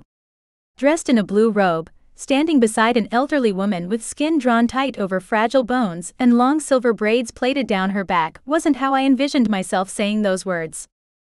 The ritual requires a sacrifice. The goddess came to my side and handed me an athame, adorned with a large opal in the pommel. A small prick, just a few drops of blood will suffice. Oh good. I took the knife, turning it in my hands as I approached the altar. You had me worried there for a second. You've given enough blood for one night, but rituals are as much about precision as intent. There are no shortcuts for you to reach your desired results. You have to start at the beginning, before you can reach the end. The demon wolf goddess stepped behind a podium that held the ancient texts that broke down the steps we needed to take to perform the ritual. She waited for me to prick my finger on the athame and sprinkle a few drops of my blood over the altar before she read the rites from the leather-bound tome. The candles flickered once, twice before the flames grew 3 times their normal size. The offering has been accepted. Leto turned the page in her book and began reading from the text. She spoke her lines and the acolytes repeated them. Each time they spoke the words with more intensity, more emphasis, and increased speed, until it became a chant at a fevered pitch. The women rocked back and forth, saying the words over and over. Again the candle flames shot up toward the ceiling. The skin on my forearm where the first mark had been placed itched and then burned. The ink of the symbol turned from black to an angry red. Smoke wafted off my skin, and the area around the mark began to bubble up with blisters that split and cracked. Instinct drove my hand to the blistering wound to cover it and prevent any more damage, but the acolytes grabbed my wrists and held my arms out in front of me. Galen rushed to my side, unsure of how to help, but his presence was enough to remind me why I was doing this and what was at stake if I didn't go through with it. It's working. More than half the mark had already disappeared from my forearm. Galen, it's working. She's doing it. We tried everything to remove the mark. Even the high priestess of our local coven had failed where Leto succeeded. I was finally going to be free of the demon wolf god's marks. But Lupercus would not let me go so easily. White wolves, with blazing red eyes, charged into the temple and attacked the acolytes. Alida and the shield maidens rushed in with their swords drawn and shields raised, but they were too late to save their goddess's followers. Leto was forced to stop the ritual and defend her temple from an attack by the Diafol pack. Lupercus was close. I felt his increasing presence through the second mark, which had yet to fade. Galen, he's here. I managed to warn my true mate seconds before the demon wolf god exploded onto the scene and overturned the altar. I see that. Galen moved in front of me, using his body to shield me from Lupercus's wrath, which for the moment was directed at his wife. Leto, you dare to interfere with my plans? Lupercus's full form materialized in the throne room. It was the first time I'd laid eyes on him. The demon wolf god was handsome, with raven black hair, a strong jaw, full lips, and a chiseled physique. A woman could do worse than Lupercus. It was easy to understand how Leto had fallen for and become so jealous of her husband. But my heart didn't belong to him. It belonged to Galen. Members of the Deathful Pack, Lupercus's most devoted followers, had slaughtered the acolytes and defiled Leto's temple. She lashed out at the first demon wolf who crossed her path, slicing through its thick coat into muscle and through bone with ease. She tossed the carcass aside and moved on to the next. 2 more wolves split off from the Deathful Pack and lunged in my direction. Galen shifted, his wolf bursting out from his skin in under a minute. He charged after the 2 wolves, attacking them before they could reach me. But that wasn't why the demon wolf god unleashed them in the temple. Lupercus sent his wolves to distract Galen and his wife and set his sights on me. "You belong to me, princess." The demon wolf god grabbed my arm, just below the mark his wife began to successfully remove before he'd interrupted the ritual. "You can try to remove the marks all you want, princess, but the fact remains. You are mine." "No." I dug my claws into the top of his hand and raked them through skin and muscle. "I won't go with you. I don't belong to you and I'm not your mate. You dare to defy me? No one refuses me." Lupercus growled. The demon wolf god reared back, shocked that I refused his unsolicited offer to make me his mate. "I am the demon wolf god, no one refuses me." "No one." Well, someone had to be first. It might as well be me. "I am refusing you because I am not in love with you."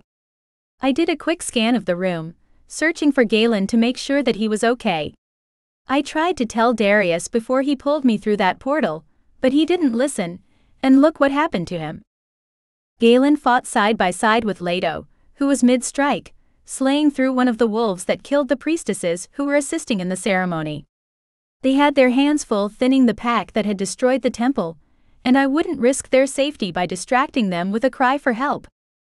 The ritual had removed enough of the mark that I could fight against the demon wolf god while maintaining my free will. Something that his Pounded, like his other wives, had been unable to do. Which was more confirmation that despite their difficulty, I'd made the right choice when I accepted Leto's challenges and bargained for her help. "Are you seriously threatening me?" Lupercus asked through his laughter. "I am a god. Mortal whims aren't enough to stop me. And if you meant to shock me with news of Darius's demise, you're too late." Lupercus wasn't fazed at all by the loss of one of his demon wolves. They were irreplaceable to him. When one died, another stepped up to the plate to replace them. Darius had a higher position with the demon wolf pack, but he was no different than the rest. The demon wolf god grabbed my hair and pulled me toward him. His arm wrapped around my midsection, pinning me in place against the hard planes of his body. I heard the sharp intake of breath when he felt the faint flutter of life within me. "I should be upset over this infidelity, princess. With any of my other mates I would have been, but with you I find myself excited to learn of your fertility." He splayed his fingers across my stomach. "You will bear me an heir. A demigod among men." Leto must have overheard her husband's plans to use me as a broodmare, to produce a demigod heir to his throne, because she stopped mid-fight, turned her attention from the demon wolf snapping its jaws at her feet and focused on her husband. "Lupercus." The demon wolf goddess called to her husband. "This has gone far enough. Our marital problems and meddling have caused enough problems for the mortal world." The demon wolves destroyed her temple. Cracks in the marble floor and walls undermined the integrity of the structure. They'd reduced her grand structure to just another mythological ruin. "Call off your dogs, husband." Leto caught another of the demon wolves mid-air as it lunged for her and snapped its neck. She tossed the carcass on the floor like a wad of paper. But the demon wolf god refused her and opened a portal instead. He was about to drag me through when Galen stopped him. "I challenge you, Lupercus. A match to first blood." Galen threw his challenge down at the demon wolf god's feet and waited for an answer. Lupercus didn't respond. He called back his wolves with the snap of his fingers and commanded them to heel in front of me, forming a wall of fur and muscle to block me off from Galen and even Leto, who had somehow become our ally in our fight against her husband. My heart stopped. Galen was an incredible fighter. He was also a leader, and if he fell, so did the rest of the Longclaw pack back home. Galen's pack had been holding the demon hordes. Challenging Lupercus was a huge risk, especially when we were so close to getting what we needed, but I trusted my mate to do what he thought was best. Even if what he thought was best was fighting a god. Chapter 13. First Blood. There was only one rule to the challenge, and it was in the name. Whichever opponent drew first blood won. The stakes were higher than just my pack, which would have been bad enough, but Talia and our baby were on the line. Not to mention the cities and towns surrounding the Longclaw pack. They suffered right along with us. You're offering me the opportunity to rid myself of the one major obstacle standing in the way of my union with the Bone Clan princess. Lupercus's laughter seemed genuine. I am. My challenge amused the demon wolf god. I suppose that if I were in his position, I would feel the same way. I was close to immortal when compared to a regular human, but compared to Lupercus, I might as well have been immortal. My speed and agility, increased strength and rapid regeneration were considered scientific marvels back home, but against a god, they weren't even considered an advantage. I wasn't sure which was more dangerous. A man with nothing to lose and everything to gain, or a man with everything to lose. Talia and I were going to start a family, with a baby already on the way. It seemed like overnight our future became our present. I had everything I ever wanted, more actually, with Talia as my mate. I couldn't afford to lose her, our child, or our life together. I wasn't as strong as her, and I knew I wouldn't survive it. No, the only way to secure our future, make it ironclad, was to take down Lupercus. Whether I won or lost the challenge against the demon wolf god would come down to brains and not brawn. It had to be about strategy. That was the only way that I was going to defeat him. Very well. I accept. Take a moment to mentally prepare yourself. I've heard defeat is difficult to process. Lupercus released Talia from his hold, but not before he reminded her of where she was going, or who she was going home with at the end of the challenge. Take a moment to say your goodbyes. We'll be leaving this place immediately following my victory. The demon wolf god's arrogance would be his downfall. A few of Lupercus's minions from the Diaphole pack lumbered into what was left of Leto's throne room, and cleared away the bodies and the debris. When the marble floor had been cleaned to their god's satisfaction, they slipped back into the shadows. Talia sprinted across the room and rushed into my open arms. Galen, are you sure you want to do this? She buried her face in the crook of my neck to hide her tears, but her sniffles gave her away. Leto agreed to help us, and after what the Diaphole pack did to her temple, she's definitely on our side. Leto and Lupercus are only ever on their own side. She put you through the ringer before she would even raise a finger to help you, knowing damn well you didn't do anything to provoke this. I held her close, tightening my hold until all of her curves were molded to my body. It's been you and me from the start of this, and that's how it's going to end. Make him bleed, Galen. Talia cupped my face in her hands and drew me in for a kiss. Let's finish this. Princess Talia, if you would join your brethren from the Bone Clan on the opposite side of the room, we will be able to leave that much sooner. Lupercus stalked her movements with his gaze like a predator on the prowl for its next meal. Leto's ritual may have partially removed his mark, making it unrecognizable to anyone outside of the Diaphole pack and their gods, but the demon wolf god had other ways of claiming my mate for his own. But he needed to get through me first, and I wasn't going to make it easy for him. Lupercus and I stood at opposite ends of the room, treating the center space as our unofficial fighting ring. Bjorn was in the demon wolf god's corner, and Leto was in mine. Having a goddess in my corner felt like an advantage over an alpha, but there was only so much Leto could do to help me. I was less interested in her healing abilities, since the challenge I'd selected was unlike any other. It was one round, one good hit to draw first blood. Had I challenged Lupercus to a traditional multi-round fight as most wolves do when making a play to overthrow their alpha, her skills with bandages and salves would have come in handy. But what interested me more for this particular challenge was her knowledge of her husband. And the goddess did not disappoint. Her insight on the way he moved, his fighting style and techniques was invaluable. If Lupercus landed a hit and drew first blood, then it was all on me, because Leto had done everything she could to help me. The demon wolf goddess had indeed had a change of heart.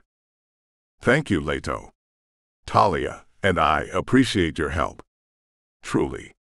I tucked my chin against my chest and bent at the waist in a brief bow. If I thought otherwise, you wouldn't be on the receiving end of it. Leto draped her arm around my shoulders in a sideways embrace. I should have offered it sooner and without condition, Alpha. For that, I am sorry. I expressed my gratitude once more before joining her husband out in the middle of the marble floor. I believe we can skip the formalities. Lupercus dropped into a fighting stance, ready to launch an offensive attack. Whenever you're ready. I widened my stance and raised my arms, elbows tucked in towards my sides in a defensive stance. Leto suggested letting him make the first move. It played to his ego, and right into my hands when he left himself open to an attack. I took her advice, and waited for the demon wolf god to come to me. His movements were slower than I would have expected, more pronounced and easy to predict. As powerful as he was, I could only assume that he'd grown accustomed to having demons and demon wolves do his dirty work. It must have been a long time since Lupercus had been in hand-to-hand combat. He needed time to shake off the ring rust, but time wasn't something he had enough of. He had one round in the ring. One chance to draw blood. The same as me. Watching him lumber through his punches, I knew I'd made the right choice with a first blood challenge. I dipped, dodged, and used footwork to own the ring and avoid his blows. There weren't any breaks, no time to rest or catch your breath. The second part of my strategy had been to wear him down. Lupercus came at me again, and again I dodged the blow. But this time I tapped a skill at every alpha's disposal and partially shifted my hand. With my claws extended, I threw a counterpunch, digging in with my nails on the end of the swing. Bright red welts formed. The demon wolf god's blood spilled over the deep scratches and streaked down his cheek. First blood. I retracted my claws and backed up toward the edge of the makeshift ring. The injury to his face had already begun to heal. The injury to his pride, on the other hand, would take much longer. I got the impression the demon wolf god was used to getting his way. Losing wasn't something he was accustomed to, or knew how to do it gracefully. One of the priestesses in service of the goddess shouted something, but I couldn't make out what she said. A few of the other devotees in the room shouted as well, and that time I heard the warning for what it was. I turned in time to see the glint of light on hardened steel as Lupercus pulled his arm back, ready to drive the blade into my back. Leto jumped in, shoved me out of the way, and grabbed her husband's wrist. The muscles in her forearm twitched as she held her husband back, staving off an attack after the challenge had ended, and from the blade from being buried in my shoulder blade. Lupercus landed a backhand across his wife's cheek. I scrambled out of the way, grabbed Talia by the hand, and led her to the opposite side of the temple from the demon wolf god and goddess, and out of the crossfire zone. Leto unleashed a lifetime of fury on her husband, landing blow after blow until he collapsed on his knees before huddling on the floor at her feet. Free her from the last mark. Leto pressed her heel against Lupercus's throat, increasing weight and pressure until her husband complied with her command and released Talia from his mark and any false claims he'd placed on her. Talia turned her arm, twisting in every direction she could to look at it from every angle possible. The demon wolf god's mark was gone without a trace. There were no blisters or burns, no welts or scar tissues. The skin on her forearm was as smooth and perfect as the rest of her. The second mark disappeared and left the skin unmarred the same way as the first. In place of the demon god's mark, a new pattern appeared on her forearm. A crescent moon with a single star. The mark appeared to form from liquid silver and stardust, in smooth, perfect lines that shimmered like the moon's reflection on still water. "Galen, look."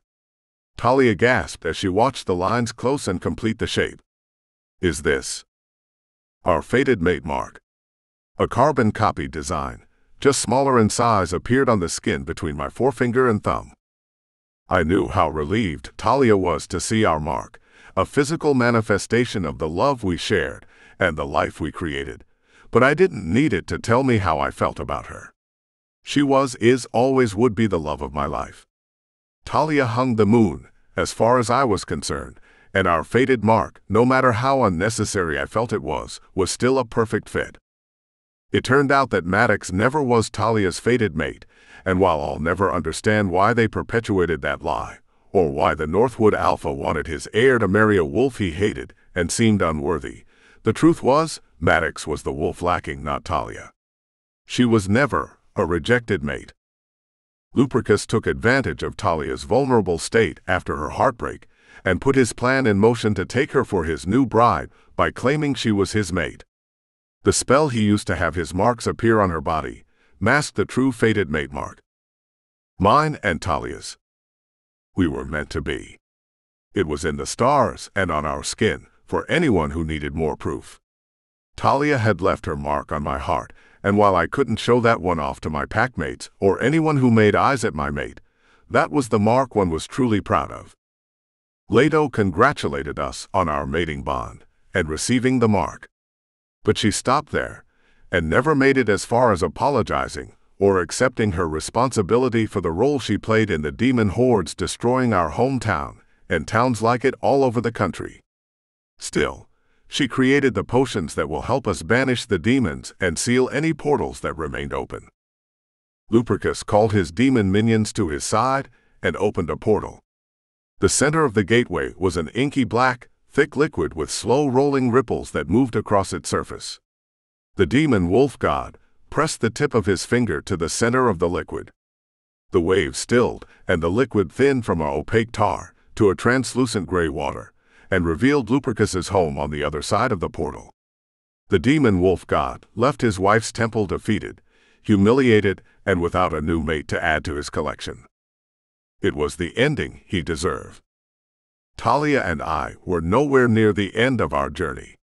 There was a lot of work to be done back home, ridding the town of the demon hordes. Something they couldn't do without us, and the solution that Leto made from Talia's blood. It was high time we headed home to kick some demon ass. Chapter 14. Home Sweet Home. I was glad to be back on Longclaw Land, and so were my toes, which still felt like they were frozen. I wasn't sure if I would ever thaw out. Alaska put us through the ringer, but it had been a necessary trip for the future of our relationship and for the pack. But now that we were back, there was more work to be done. Galen met with his betas to ensure that Darius's infiltration of the pack on behalf of the demon wolf god, Lupercus, didn't extend beyond an interest in me. He'd seen our pack's strengths and weaknesses. If he'd wanted to expand his demon wolves from the frozen terrain in northernmost Alaska, our pack would have been a good place to start. Especially with my heritage, blood ties, and the mating bond with the alpha of the Longclaw pack. Much to my relief and Galen's, Lupercus hadn't set his sights on the pack. At least not yet. After the humiliating loss he'd suffered at the hands of my mate, only time would tell if he decided to exact some kind of revenge for some imagined slight. We stopped by the cemetery and paid our respects to Max. I knew how much it pained Galen to not be able to share the news of our mating bond and baby on the way with his father. Neither of my parents were alive to share in our joy or the experience of having a grandchild. Fortunately for our baby, life in a pack meant plenty of adoptive grandparents, aunts, uncles, and cousins. He or she was sure to be spoiled with love no matter what. Of course, we were still in the first trimester and had a long way to go. There was plenty of time for picking out godparents, baby showers, or building a crib. Before we baby-proofed our lives, we needed to baby-proof our town, and that meant cleaning up the demon mess Leto and Lupercus made. We decided to test the ritual and solution Leto gave us before sharing the process with the National Pack Alliance, or any of Galen's allies. Especially since the solution Leto made contained a large amount of my blood. That wasn't something I was willing to just give to anyone, without making sure it worked and we kept control of it. The one exception to that had been Marguerite. It seemed counterintuitive to give a witch anything that contained my blood, considering their vast knowledge of potions and spells. It wouldn't have been hard for them to trace the magic further back than my bloodline. But we trusted her and her coven to create a blind replication, ensuring we had enough to place seals and sigils on buildings throughout town and on any portals that remained open. Leto had given us a banishment spell to share with the coven, and they had already made preparations for their own mass ritual to send any demons trapped on our side of the portal back to the realm of the demon wolf god and goddess where they belonged.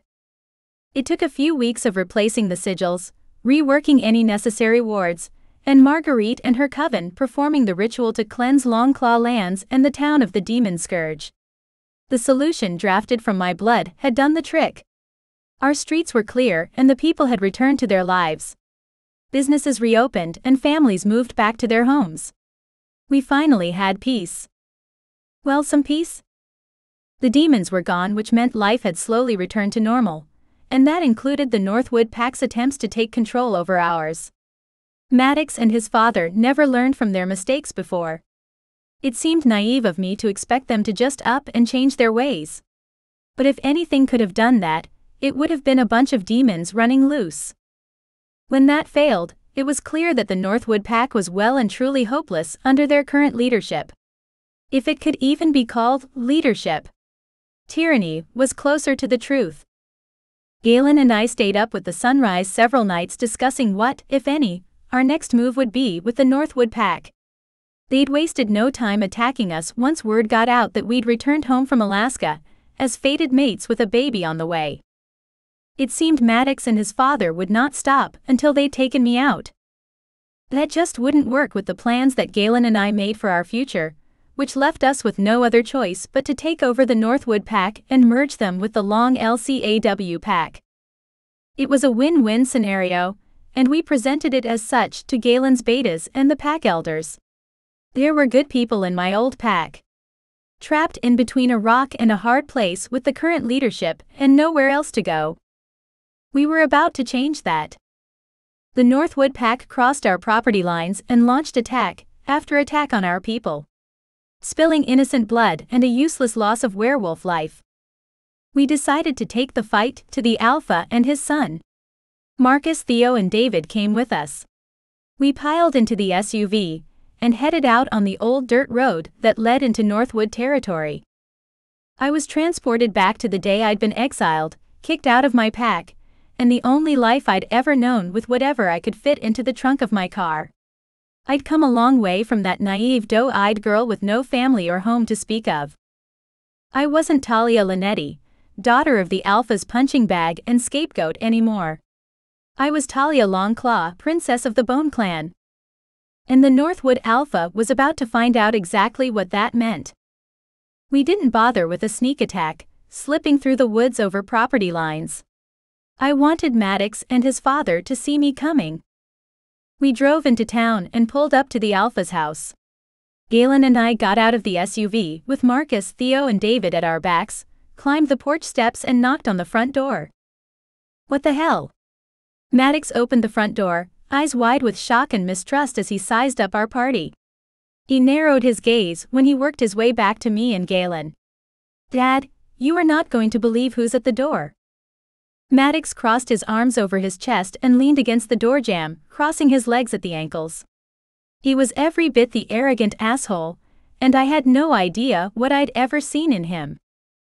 The Alpha came to the door, scanning the faces of the people on his porch and no doubt assessing us in order of who posed the greatest threat. I knew where he'd rank me, at the bottom. And I was counting on it.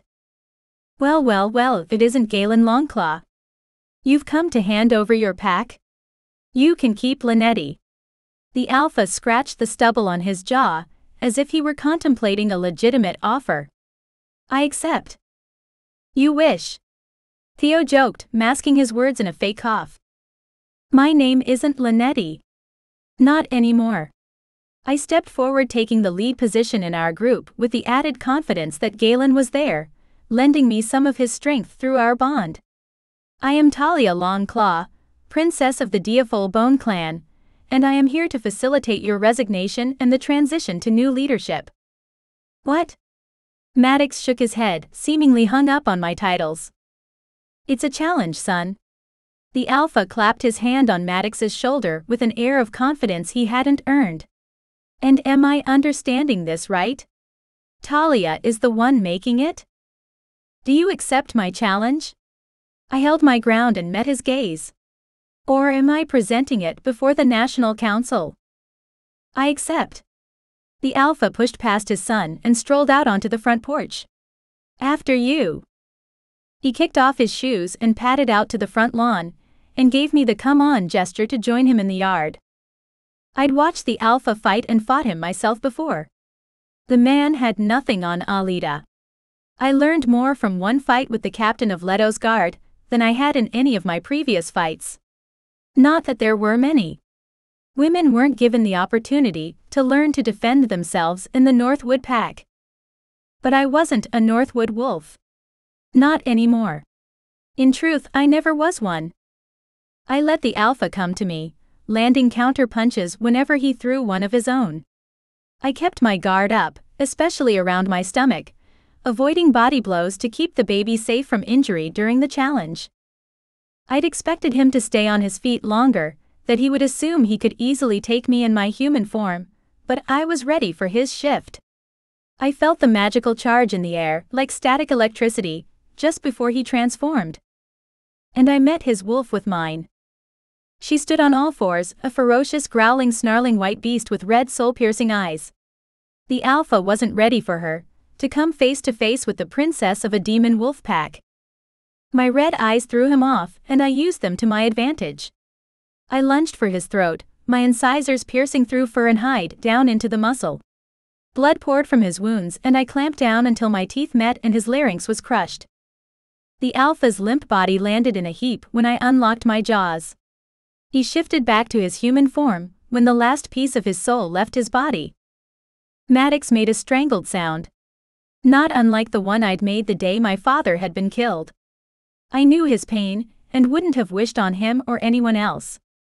If I thought his father would have let me live in peace, we wouldn't have ended up on his doorstep. But that would never have happened. Not so long as the alpha had air in his lungs. Maddox never made a formal challenge to avenge his father and reclaim his birthright to lead the Northwood pack. He leapt off the porch, shifted in midair, and collided with my mate. Galen intercepted him before he could lay one fang or claw on my body, making short work of the alpha's son. We gave them an honorable death and burial, which was more than they'd given my father, and more than they deserved. Once we merged the packs and things had settled down, I planned to find the graves of my parents and have them relocated to the Longclaw Cemetery with proper headstones and a traditional burial. Removing the alpha was only step one. There were other, like-minded wolves that needed to be exiled if we were ever to have peace between the packs and in our town. Fortunately, weeding them out would be easy. I knew them all by name. They were the same wolves who stood behind the alpha cheering him on when he murdered my father and cast me out of the only family I'd ever known. We had a long road ahead of us. There would be ups and downs. Disagreements. But there would also be friendships, mates, marriages. New life created and celebrated alongside our elders. Merging two large packs into one wasn't going to be an easy task, but Galen and I had proven that we were up to the challenge, and the end result would be worth it. We'd fought for so long, over so little, and it was time for both the Northwood and Longclaw packs to put the past behind them and learn to live together. The demon threat was gone, and so was the threat of attack from another wolf pack. We were safe, happy, and starting a family. We were building our future. Our children's future. Our pack's future. Chapter 15. It had been 6 months of arduous work and we were far from living in a utopia, but overall the new pack was thriving. And so was our family. Galen and I made what had felt like a difficult decision at the time, and had a new house built on the Longclaw property. He had so many wonderful memories in his father's house, and I had my share of happy memories with Max as well, but in the end we found them to be clouded with the memory of how he'd been taken from us too soon. We'd worked to give all the wolves in town a fresh start. Our family deserved the same. The 4-bedroom cabin had a wrapped-around porch with stunning views of the property, including a little shed warded with magic on the back of our lot. We'd decorated the nursery in soft creams and butter yellows, after deciding to wait until the baby was born to find out if we were having a boy or a girl. I'd almost caved at the last sonogram appointment, and had nearly convinced Galen to go along with it. But we'd waited 8 months. We could wait a few weeks more. Soon enough, we would be fighting over who changed the last diaper or warmed the last bottle. I for one couldn't wait. Neither could Galen. He was by my side every step of the way through the pregnancy, never missing an appointment with the midwife. He never complained about paint samples, assembling the crib, or midnight runs to the convenience store for another one of my crazy cravings. He was all in, hands-on, and was going to be an amazing father. How did I know you'd be in here? Galen walked into the nursery with an arm full of soft yellow baby blankets and an oversized teddy bear. Because it's my happy place. I sank my bare toes into the plush area rug and pushed against the floor with the balls of my feet, restarting the gentle rhythm of the old-fashioned wooden rocking chair. Mine too. Galen propped the teddy bear on top of the dresser and tucked the blankets away in the drawers. He pulled a folded slip of paper out of his back pocket and held it out to me. The list. We'd spent weeks whittling down the list of names. Adding, removing, until we reached a top 3 for names for a son and a top 3 for a daughter. Nope. The list is complete. No more changes. I waved my hand, playfully smacking the list away.